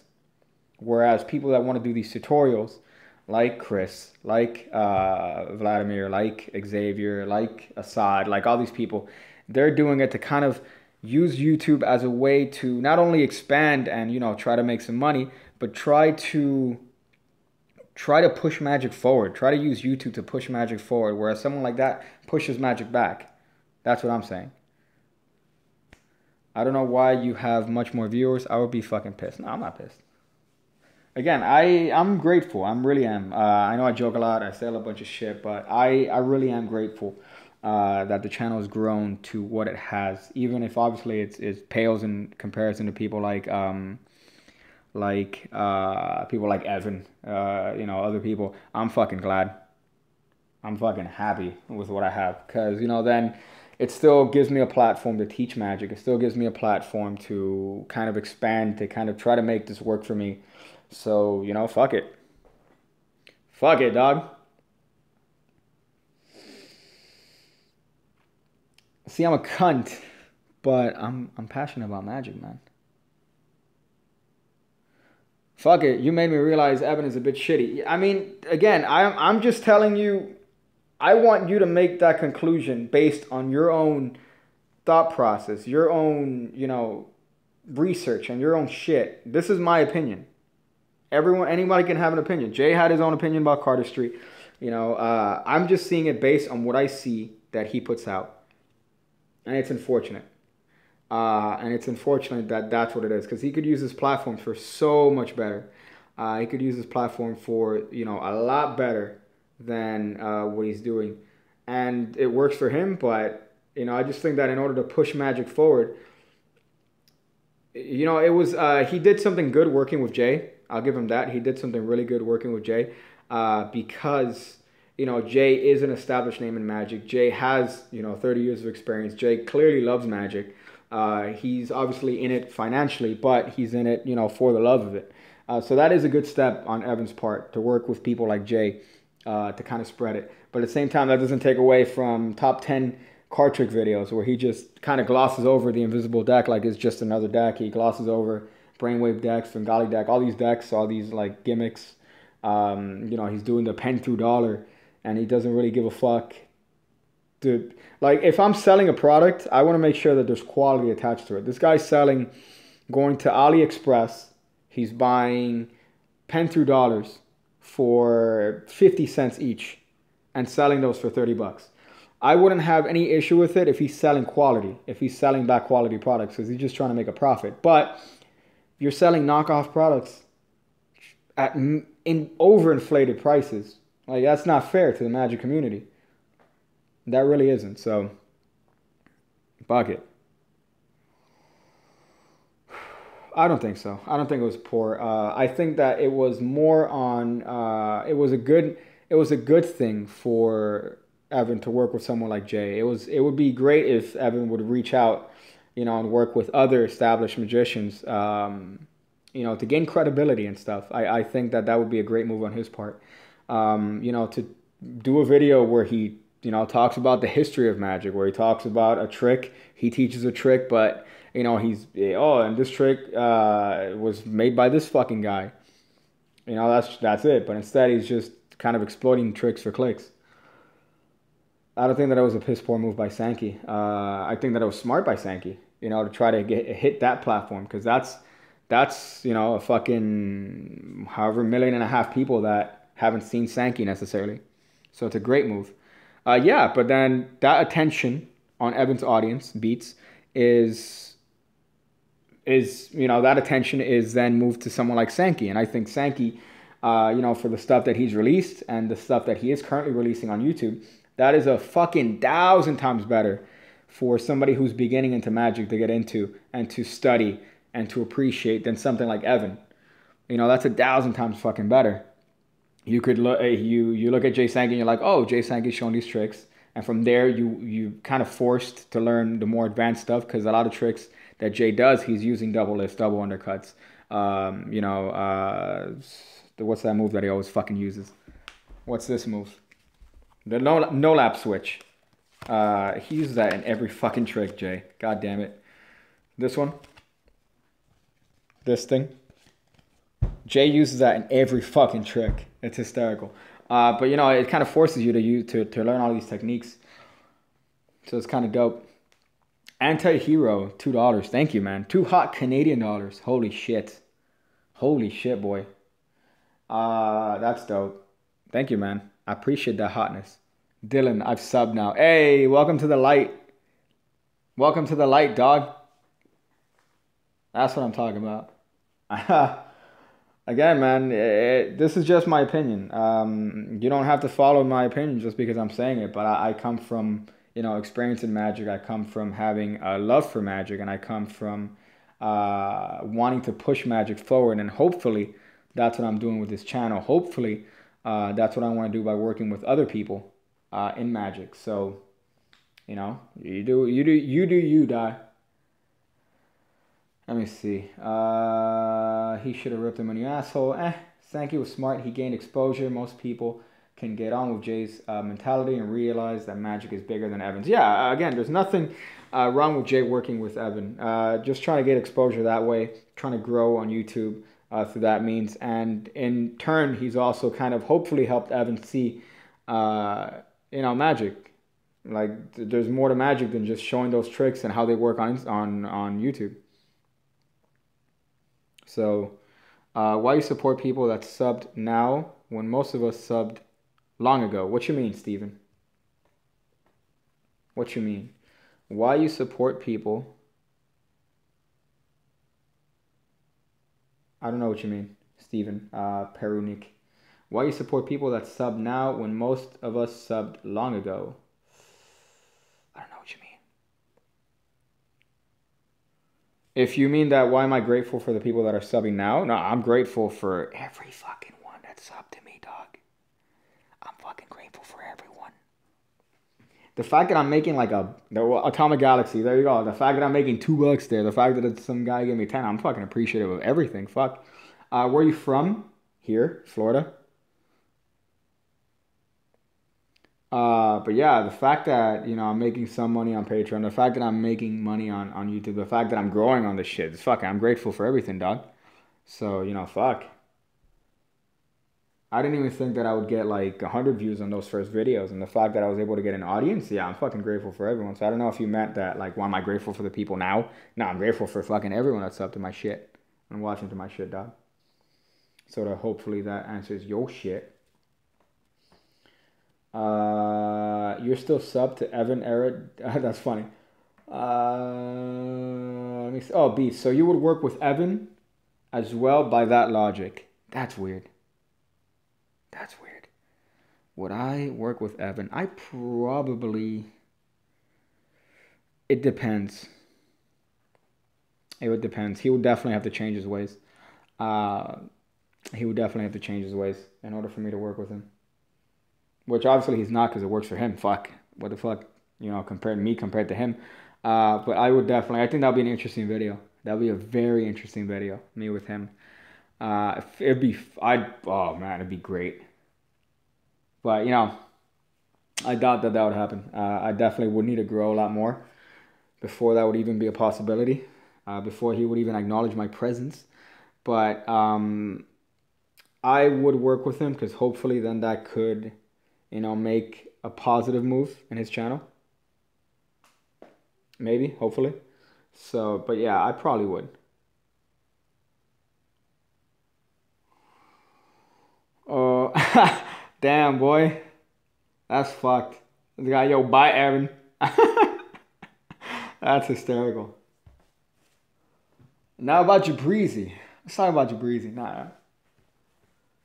Let's see. Have you seen the subtle shift control? I have not. I have not, dog. Atomic Galaxy, drop another $2 hot. Thank you, dog. Again, appreciate that.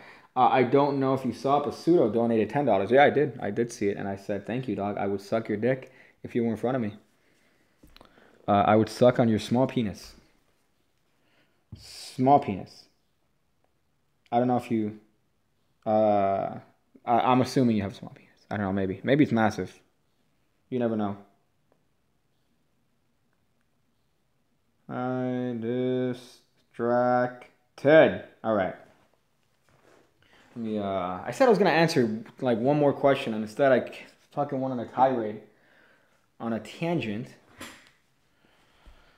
and went off on magic. Will you ever teach scam school-esque tricks to win beer from friends or family? Yeah. I mean, I would love to do a video with Brushwood. That'd be fucking phenomenal. I've watched Scam School since it was on the previous network when he had the spiky hair. Hashtag bring back the spikes. I watch that all the time, so it'd be fucking great to be able to work with him and come up with videos with him about that sort of style. I do have a couple sort of bar bets like that that I think would work in that style. But again, you know, depends. What do you think of Free Magic Live? I don't know what you mean by that. Like free magic? Like, hey, you can learn magic for free? I don't know what you mean, dude. Because you love us, that's why you're still here. That's funny. Maybe. Yeah, even though I need to fucking eat. I haven't eaten shit. But... Free Magic Live. Yeah, I don't know about that channel. I don't know about that channel. I thought you meant like Free Magic Live. Like Magic Live would be free. I'm like, that's a waste of money. For a convention to be fucking free. The fuck? What's your favorite meal? Pasta. I'm a fan of baked ziti. I'm a fan of baked ziti.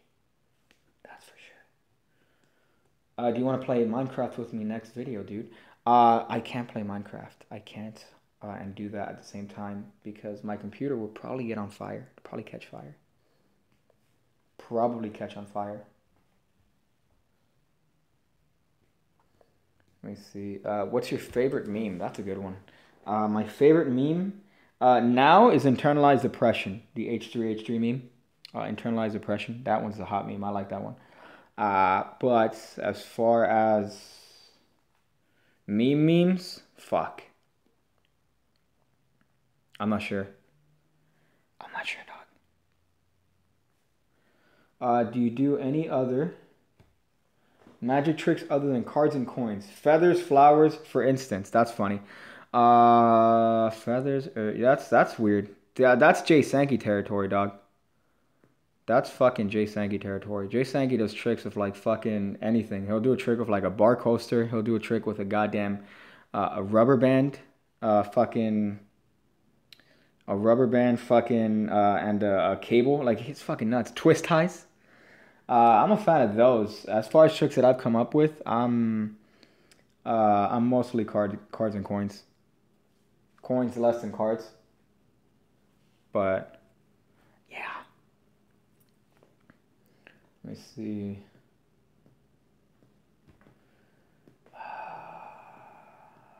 Humongous, that's funny. Any other hobbies? No, not necessarily, dog. Magic's pretty much my solid hobby. My penis hobby. The one that I stuck my penis in. I started Magic a week ago. What books would I have to buy? Ooh, that's a fun time to be. I think that it's actually good. Yeah, Roll Road is good. I'd go for Expert Card Technique, the classic, I like that. But the good thing about just starting off in Magic, let's see, what's your name? Natasha. That'd be very weird if there's an actual female watching my shit. Mark Wilson's Mark Wilson's Guide to Magic is great. The good thing about starting off in Magic is that you are not held down by... You're not held down by methods. You're definitely not held down by methods. What I mean by that is that if you have so many methods in your head, you just you're limited by them. The fact that you're not you're starting off is great because you still have this like expanding fucking. You could still come up with your ways of doing things. So I think that too much knowledge, could actually be a bad thing. But if you're gonna buy a set of like, if you want video. Daryl's Encyclopedia of Sleights. Look that up. I'm pretty sure it's cheap now. R.I.P. OG nigga. Fuck. You can't go wrong with that. He teaches you so many different sleights and how to do them correctly. Look him up. Daryl's Encyclopedia of Sleights. Fuck. That's so good. I got another super chat, dude. That's dope. Atomic Galaxy. Sucking my dick here, dude. I can do a trick with a gun called Shoot Up the School. I'm just like Jay Sankey. Great. Now I'm on an FBI watch list. Thank you, dude. I appreciate that. Motherfucker. Fucking, that's what I want to be. I want to be with the FBI, the what do they call it? The 4chan party van. Right outside. Fuck. Oh, Trevor Barber says, suck his dick already. That's funny. Do you think Riglax is more like Jay Sankey or Jabrizi? Do you think he's in it for the views? I mean, just to it's a weird one because Riglax is definitely a very competent magician. He's very creative when it comes to his the way he approaches magic. He's very creative, but obviously the style of magic that he does publicly on Facebook is to garner clicks and to garner shares and to garner views. It's designed for that. I don't like it. My opinion is that I don't like it. Does it work? Yeah, it works. It fucking works. But I think it's fucking awful. That's just fucking shit. Yeah, dude. Think of a number between 1 and 10. All right, make sure it's odd. All right. Is it 5? Yeah, got it. That's fucking weird. But I definitely think that Riglax is closer to Jay. He's closer to Jay than he is Jabrizi, just in terms of creativity, I think. But again, this is me coming from my shitty opinion of seeing his products. That's it. That's where my opinion stems from. It doesn't come from knowing him, so I could be 100% wrong. But just in terms of what they've put out, that's That's what I think. They do PK touch. Fuck. There's a great method that I think Banachek, he had a Penguin Live lecture that he gave away to do 2 touches and to get 6 hits with 2 touches. Definitely look that up on Banachek's Penguin Live lecture. Phenomenal. No need for books when you're starting off. I think, yeah, you should definitely go for books. I think you should definitely. I'm going to go Papa Piggy. I love you. Spend that $11 on some crack. Yeah, I'll do some crack. I'll light one up for you, dude. Atomic. Thank you, man.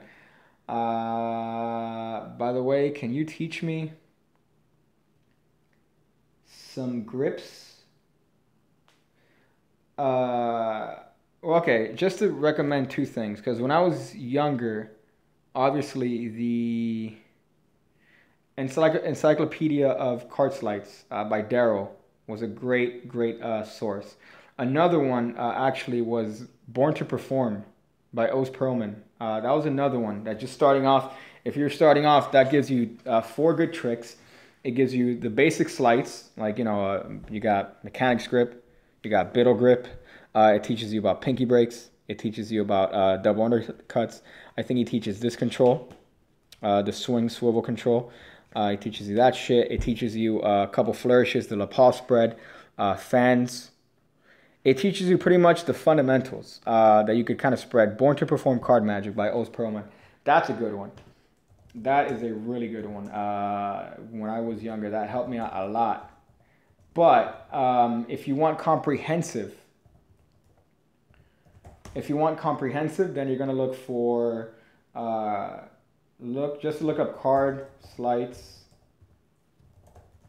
by Daryl. It's like a 4-volume set, Card Sleights by Daryl. That's amazing. It's comprehensive because you're gonna learn so many sleights. But if you want just the basic, what you need, Born to Perform. That's a really good one, I think.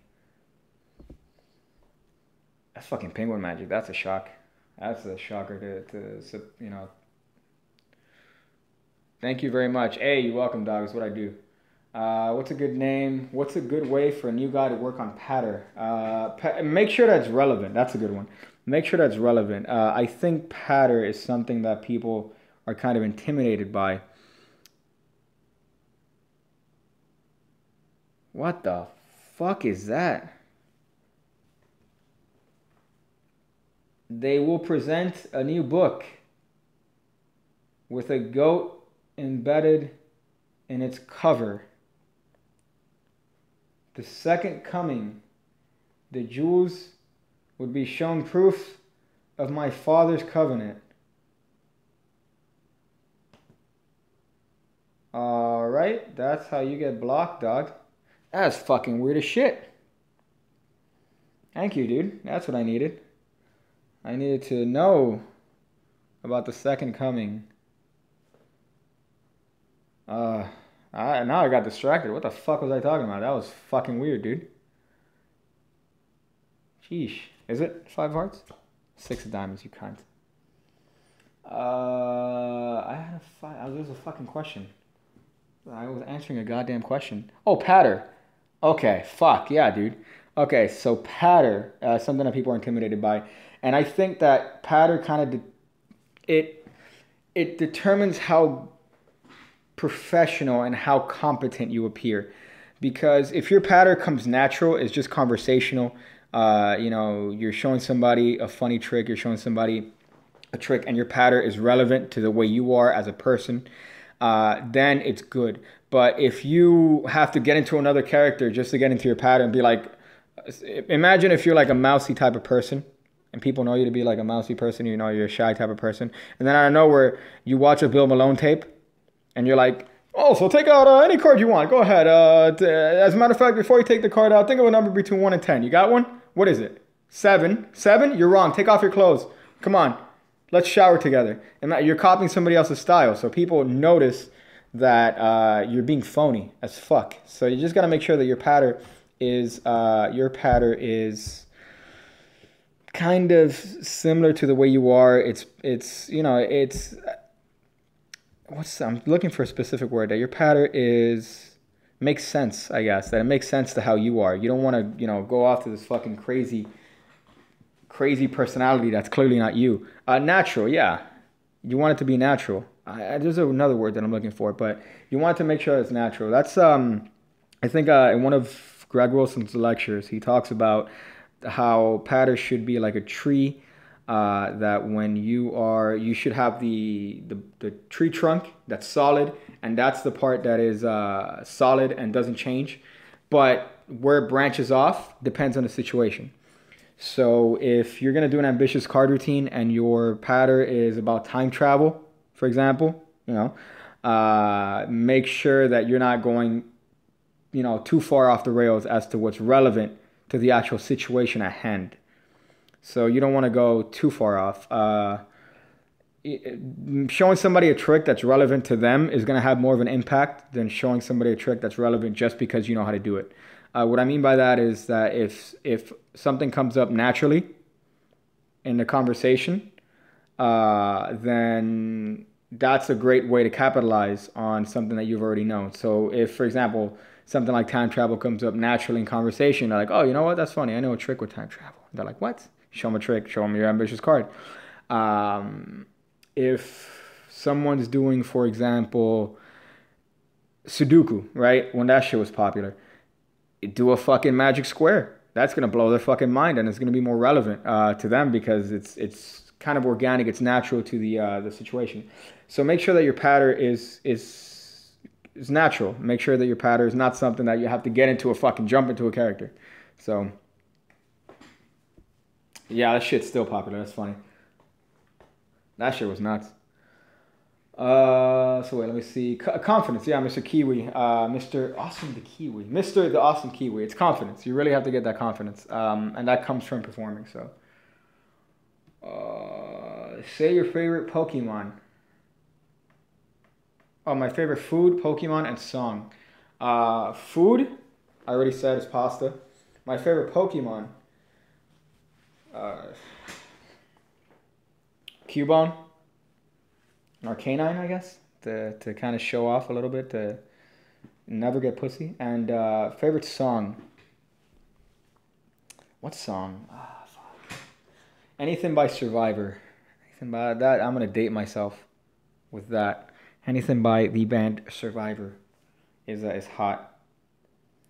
That's my favorite shit. I'm dating myself off like terribly by saying that, but. Messi or Ronaldo? Here's a... Oh, shit. I don't watch soccer. Is that going to get me a bunch of people unsubbed? I don't watch soccer. Good night. Good night. The fuck? Yeah, I don't watch soccer, dude. I don't know. I can't tell you. To tell you how bad it is, that you could have both Messi and Ronaldo in front of me, and I wouldn't know who the fuck they are. They could be literally right there. I wouldn't know who the fuck they are. I'd be like, dude, what? Why does this guy have an 8-pack? Why am I looking at this guy's 8-pack right now? I wouldn't know. I wouldn't know. I can't tell you. If you put a gun to my head right now and said, hey, pick Messi in a lineup. If not, I'm shooting you in the face. I'm going to get fucked. The brain matter all over the door. Messi's a straight one. That's really funny. That's really fucking funny. Let me see. Marlo or Daryl? I can't make a choice there. Daryl is more relevant to me because obviously I wasn't around when Marlo was a thing. Daryl obviously, got his popularity at least with me in the 90s. When I was learning Magic, 90s and like 2000s and shit. So Daryl's more relevant to me, so I'd say Daryl, dog. Let me see some other ones here. I'm not gay. That's thank you, dude. All right. And I don't know who fucking questioned your sexuality here. Let me see. Volumes 1 through 8 is 244. I don't know what you mean, dog. I don't know what you mean by oh, you're talking about the Darrows? Yeah, dude, it's 8 DVDs. It's expensive. I have that shit on VHS, dog. I have a couple of them on VHS. You could probably find them cheaper on eBay. You could probably find it cheaper on eBay and even Amazon. But I've seen it way less than that. Let me see some other shit. When do you think you're gonna sell out? What do you mean by sell out? I mean, I'm already kind of sold out a little bit. Selling Magic stuff. Pighead.me. What? What? What? Did I spell it correctly? I hope I did. What? Yeah, I've already sold out a little bit. But that's just trying to make this a viable source of like a living. So that's kind of where that's come up. But I don't know what you mean by selling out. Unless I've already sold out. Let me see. Do you have friends? That's funny. No, I don't. I'm all by myself. Because that's what happens when you do Magic. People are like, dude, get the fuck out of here. Let me see some other hot shit here. Did you get fired for calling students cunts? No. You cunt. Let me see some other questions here. Oh, 2 hot hours on this shit. Why do you think, that's a good question. Why do you think the learn to switch the card tricks is the most viewed videos? Probably because the search engine optimization is good for that video. Like I use good words in that. In that video, I probably hit all the right search words to get a bunch of views on that. And it kind of sucks because every person that watched that video subscribed. Or most of the people. But yeah, I think that video would just kind of hit the... And then the other video that I got with the ring, it hit a good optimizations. Like it was very searchable. So I imagine people found that very easily. But that's the hard part about YouTube, trying to figure out what gets what's gonna get clicks. Unfortunately, because I say the word cunt a lot, cunt. You know, you can't rely completely on YouTube, especially to try to make a fucking actual living on it. God damn it! I'm actually embarrassed if I showed a screenshot of my AdSense, I'm embarrassed to show it. That's how little it is. I'm embarrassed. Do a pig kick at the table lecture. That'd be funny. I'd show up in a pig mask. I'd show up in a pig mask, like a pig lucha mask, like the wrestlers. That'd be fucking hysterical. Hey, okay. Yeah, they really did. They really fucking did. I don't understand how people were ever able to actually make... I imagine unless you have like a lot of people watching your stuff. But just in my terms, or from what I've seen on my side, fuck, dude. Yeah, YouTube is definitely not... I mean, I do have the stuff that I'm selling. That helps. Patreon helps. And YouTube. So all those three things combined do help a lot. But, dude, if you're relying on YouTube by itself, you are not going to be able to do that.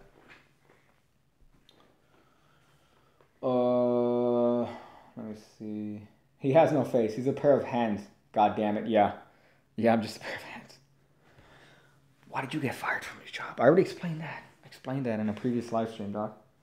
If you weren't here, you weren't here. But I already explained that.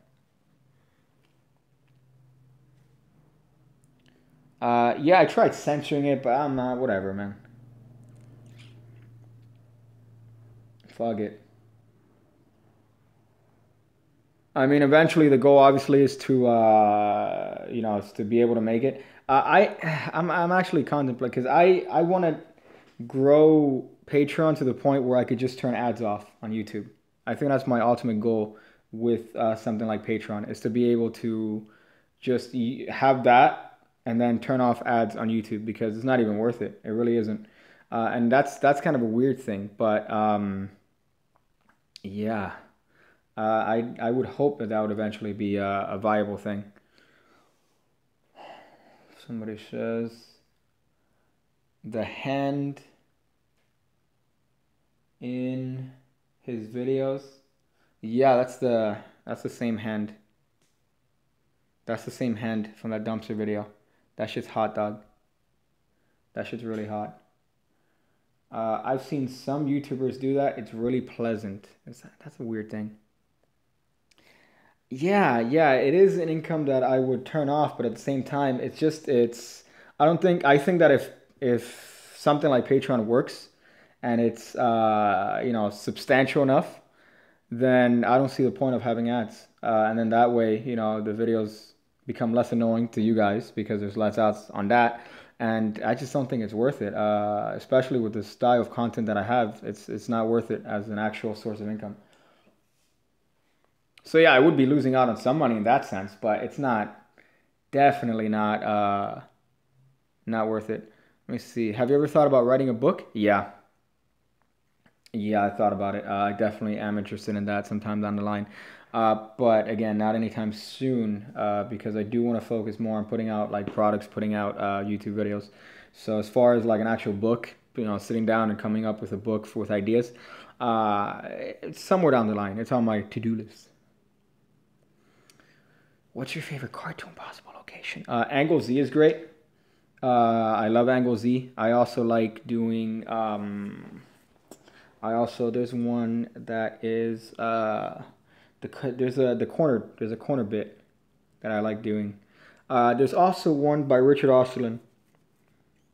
I just to kind of preview something. I have a way of doing. I don't think people would like it, but I like it. I have a way of doing a traveler's routine. So 4 people sign cards, and those cards end up in 4 different pockets without any palms, based on an idea by Richard Osselin. I'll probably put that out sometime in the future, but that's kind of one of my favorite ways to. That's kind of one of my favorite things because it's cards going to impossible locations, no palm, and not a lot of work. That sort of shit.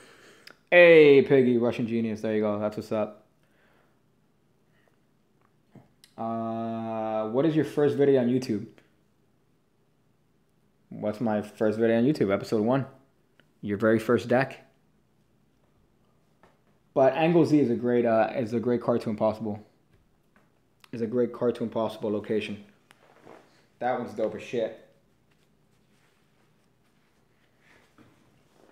Let me see if there's anything else. Yeah, that's funny.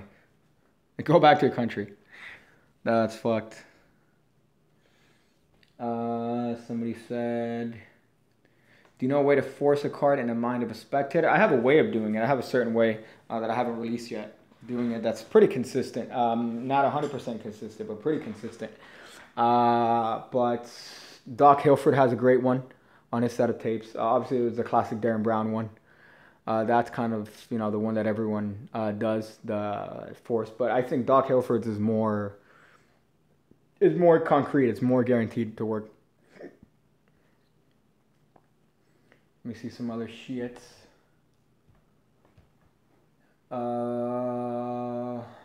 Hello from Greece. That's dope. Hey, yeah, man. Fucking worldwide motherfuckers here. Queen of Hearts. Oh, that's funny. Like as a psych force? I thought you meant to actually just say Queen of Hearts. Hungary. Fuck. Yeah, there's a bunch of people from everywhere watching this shit. I was expected just to be like from the United States, but no, man. Fuck. That's fucking nuts. Well, I mean, there are certain things you could say to a spectator to kind of narrow them down as far as selection. So, if you just say, oh, think of a card, but make it something that people don't often think about. Make it like a card that's not obvious. More likely than not, they're going to think of like a 4, like a black 4, or maybe like a 6, something like that. If you say that, that works pretty consistently. So you could try that. Tell them, think of a card, but don't make it something that's 100% obvious. Don't make it something that people usually go for. And then you'd be able to knock down a lot of cards with that. You'd be able to knock down pretty much most of the court cards. You knock down the aces. So they're going to go for something like a 4. And, if you've established the right crowd, a 4, if they mention like if they're thinking of a 5 and you mention a 4, that's close enough that you can count that as a hit. Peter Turner has a really good book on this topic. Asai, you know. Yeah. Richard Osterlin has another one. Yeah, that's funny. Pig Cake, an hour ago you said that you read 2 more questions. Did hunger die out? No, I'm still hungry as shit. It's just that I got distracted by Evan Arrow rant, and then a bunch of people asked some good questions. So why the fuck not answer those questions? What 3 decks? Bicycle, Matteson Rounders, and so bicycle deck, just standard bicycle. Matteson Rounders is definitely good ones. And I'm trying to think of one that's a good deck, good solid deck. If you manage to find them, the David Blaine Mark decks. That's my favorite deck. Fuck, that deck is so good. It was $5 for a Mark deck. The markings were pretty much the markings were the same as Boris Wild. So they're fucking good as shit. I have to smoke, eat, and take a dump. Do all of those at the same time. Beats. Do all of those at the same time. Thanks. Big fan, by the way, cunt. Thank you, crazy Vice President Snipes. That's fucking weird. Have you ever had a porky pie? No. I'm actually, I'll eat pig. I'll eat pig from time to time. It's very common in these parts. Let's see. I already mentioned that, the real 41. I don't know anything about those cards.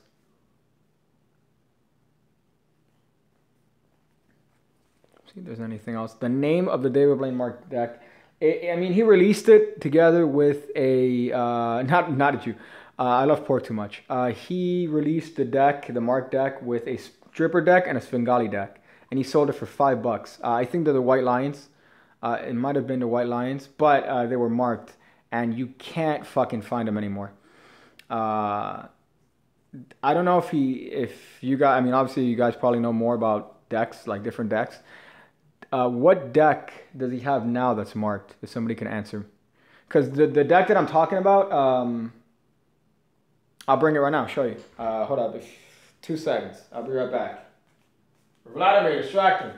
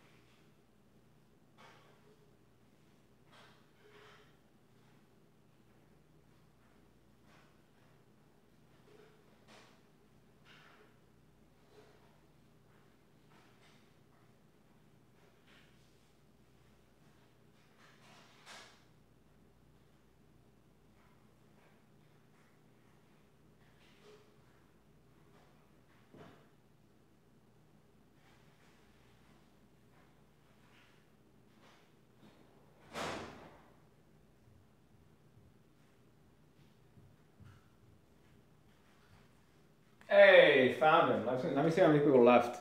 Hey, more people came. That's fucking funny as shit. It's these. These were for... Who said gay? What's going on? Gay. Oh, people are just saying gay. Gay. Pig cake is dead. Gay. Wow, you guys are fucked. You guys are fucking cunts. But it's this deck. If somebody could tell me what back design those are. Are those the Lions? I think they might be. But this deck was $5. This deck was a hot $5. So I bought Split Spades. Okay, there you go. Split Spades. These are, they're not even open, man. Fuck. Oh, wait, okay. Oh, shit. This is a brand new. Fuck. Man, these are fucking dope as shit. Split spades, yeah, but this is my favorite deck. He came out with these for like a year. He sold them for $5 each. I bought a fuck ton. I went through them. But you see the markings are so good. I don't know if you guys can see that. But you see how the marking, you see how obvious it is? Are the ones in the lions like that? If somebody can answer me that? Because I know that, I mean, obviously these are split spades ones, but the markings on these are like that based on, I imagine, the Boris Wild system. Or, I don't know if they're like that, but how much are the cards?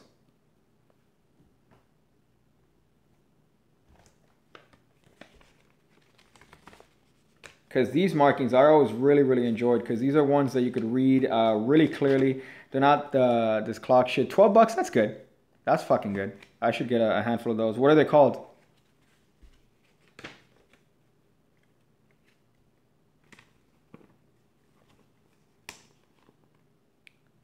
Let me see.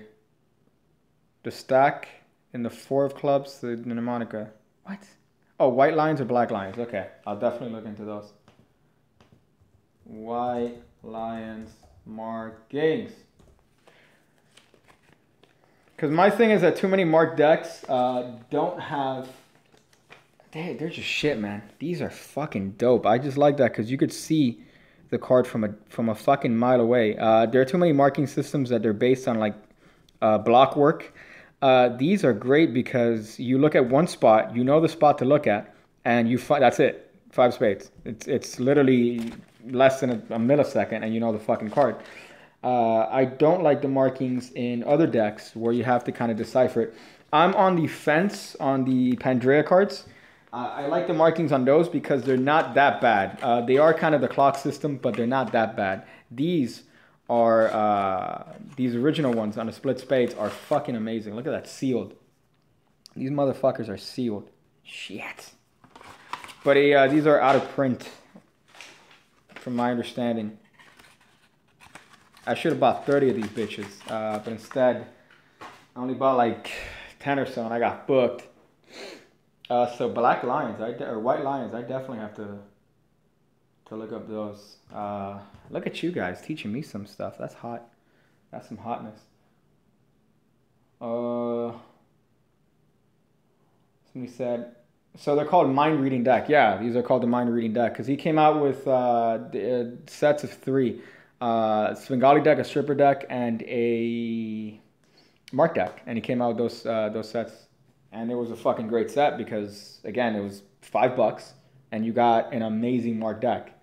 Usually you pay fucking $30 for marking like that. Boris Wild's system is fucking $30. Let me actually see the actual markings on the white lions. But $12, that's actually not that bad. Let me see, white lions. Swear to God, if I just got trolled, because I'm looking at pictures here.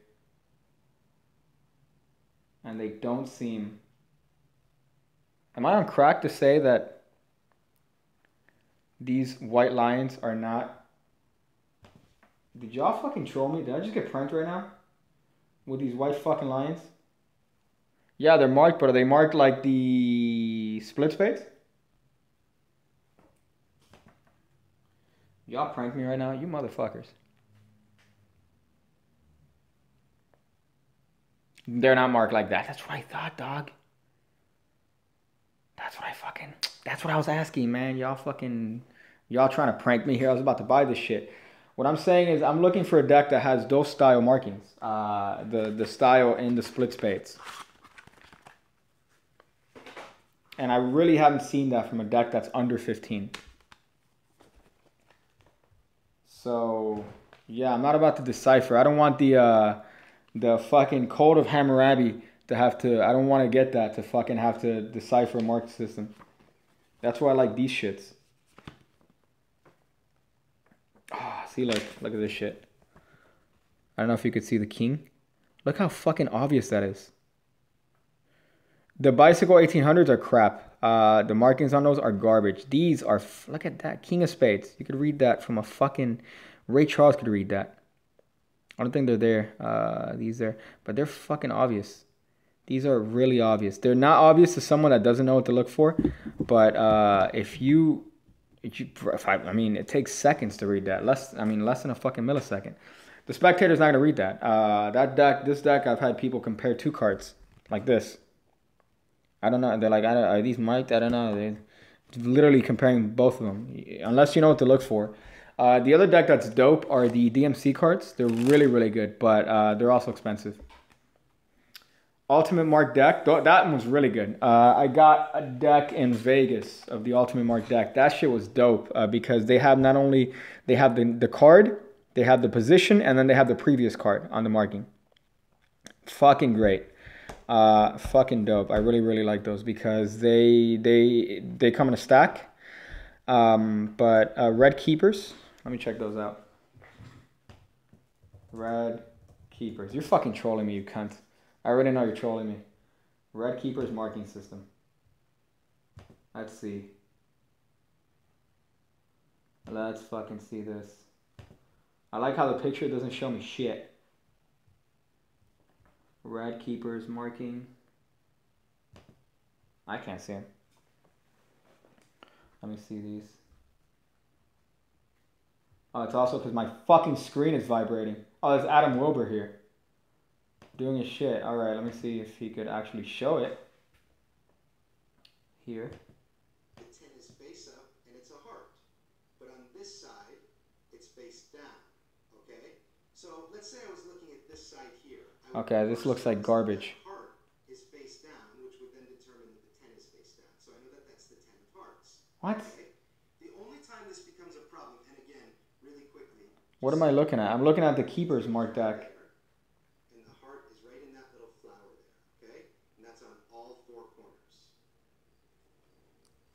What? So of course it's not a huge marking system, but it is big enough that when you need to see it being face up. Yeah, no thank you. No thank you, dog. Fuck out of here, man. Yeah, let me get a microscope. Excuse me, let me get a microscope. The speed readers are good. Again, the thing is that I'm looking for price and also for the readability.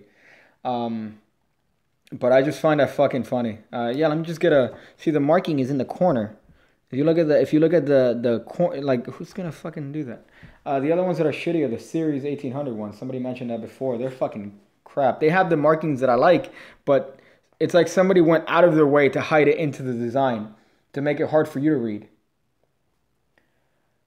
Let me see.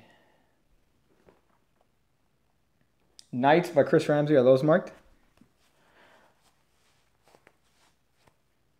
Let me check that out. That's dope.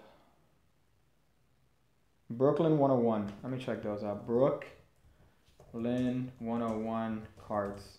See, I don't know if y'all are serious. Let me see. Brooklyn 101. Let me check these out. Let me check the markings on these motherfuckers. Oh shit. Okay. Oh, that's dope.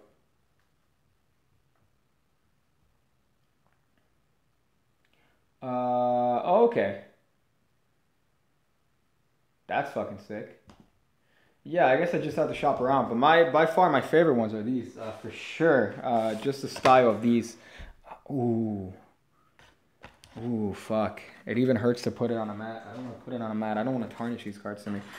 I only have one left. You're welcome for the Brooklyns. That's funny. But yeah, these are dope as fuck. So for sure, again, the back design on this one is not my favorite. I really don't like the back design on this, but just the markings are really good. And for the value, you couldn't go off. You really can't compete with that. But these are the split spades. Well, at least the value back then. Now, to probably get this deck, let's see how much these cards are. Split spades marked deck. Let's see how much this shit is. Amazon, yeah, you can't even find it. Transformation, you could find a Svengali deck for 10 bucks. You could find, yeah, dude, you can't find these motherfuckers. Yo, collector's piece, nigga. Yeah, you can't find these. Let me see, shopping. You can find the transformation ones. No, you cannot find these.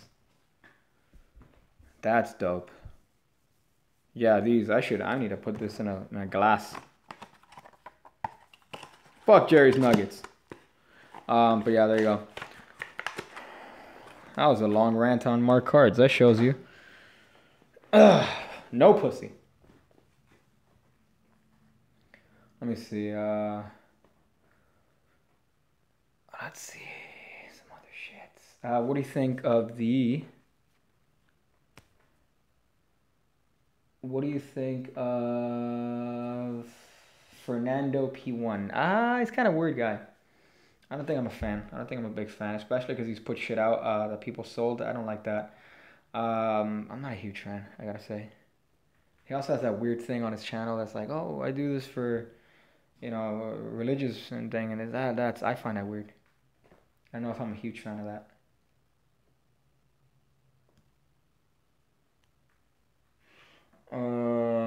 Did you hear about Devo? I heard about Devo back in the day when he used to do his fucking card shit. I haven't heard from about his shit in like forever. Card shuffler. It's the same thing that I've already mentioned. I'm not a fan of the exposed videos. I'm not a fan of those at all. Though, hey, I'm gonna show 25 for Phillips Spades. That's not bad. That's really not bad. I'm not a fan of the exposed videos, especially when you're not necessarily you don't know the method. You're just kind of guessing, and you know your guess is like, I'm just not a fan of that. Just for the clicks. Somebody says Rise Magic. I like Rise Magic. The reason I like Rise Magic is because it's clear that they put a lot of time on their videos. They put a lot of time and effort on that, and you know they're good.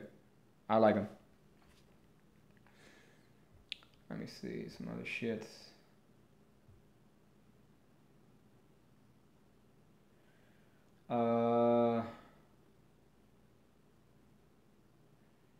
So how many weeks forward are you queuing your YouTube videos? Oh, that's funny. Yeah, a couple weeks. I have a couple weeks in advance. I'm not gonna run out of ideas. If there's one thing that I have way too much of is fucking ideas for Magic. I don't think I'm ever gonna run out as far as stuff. Just because, dude, it's 15 years of doing this shit, and then from that, you know, you're learning every day. You're learning something new every day. It's constant that you have shit. You know, if there's one thing that I'm not afraid of is running out of content. That's one thing. Now, whether or not people see it, that's the other thing. But yeah, I have no problem with ideas and stuff. Every day, bro. That's funny. Let me see some other stuff. Are the white Matteson rounders good? Yeah, they're good. I like that sort of minimal shit. But if you're going to try to look for a deck that's gonna last you a while, that's not a good deck. That deck gets dirty fast as fuck. See if I can order some food here, dog. Pig cake boom. Yeah, that's it. That's the hotness. That's all the ingredients. Pig cake and then boom.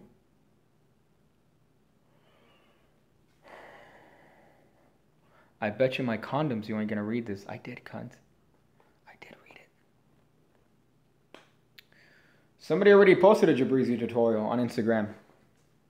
I got it the other day. They sent me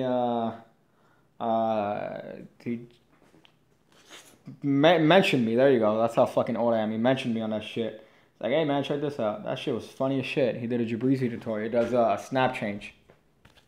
He does a snap change tutorial. Or not a tutorial, video, and then the people behind him freak the fuck out. Which is really funny. I forgot the name, but that shit wrecked my butt.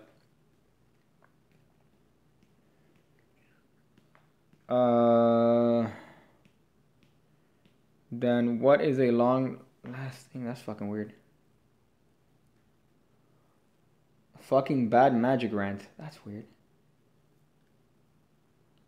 Man, I'll answer 2 more questions, and I'll be legit this time. I said that an hour and a half ago, and I ended up still here for an hour and a half ranting.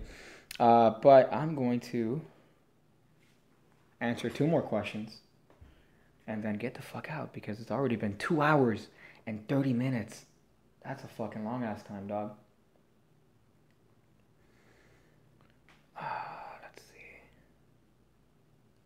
Let's see some shit. Let's see if I can see some good shit here.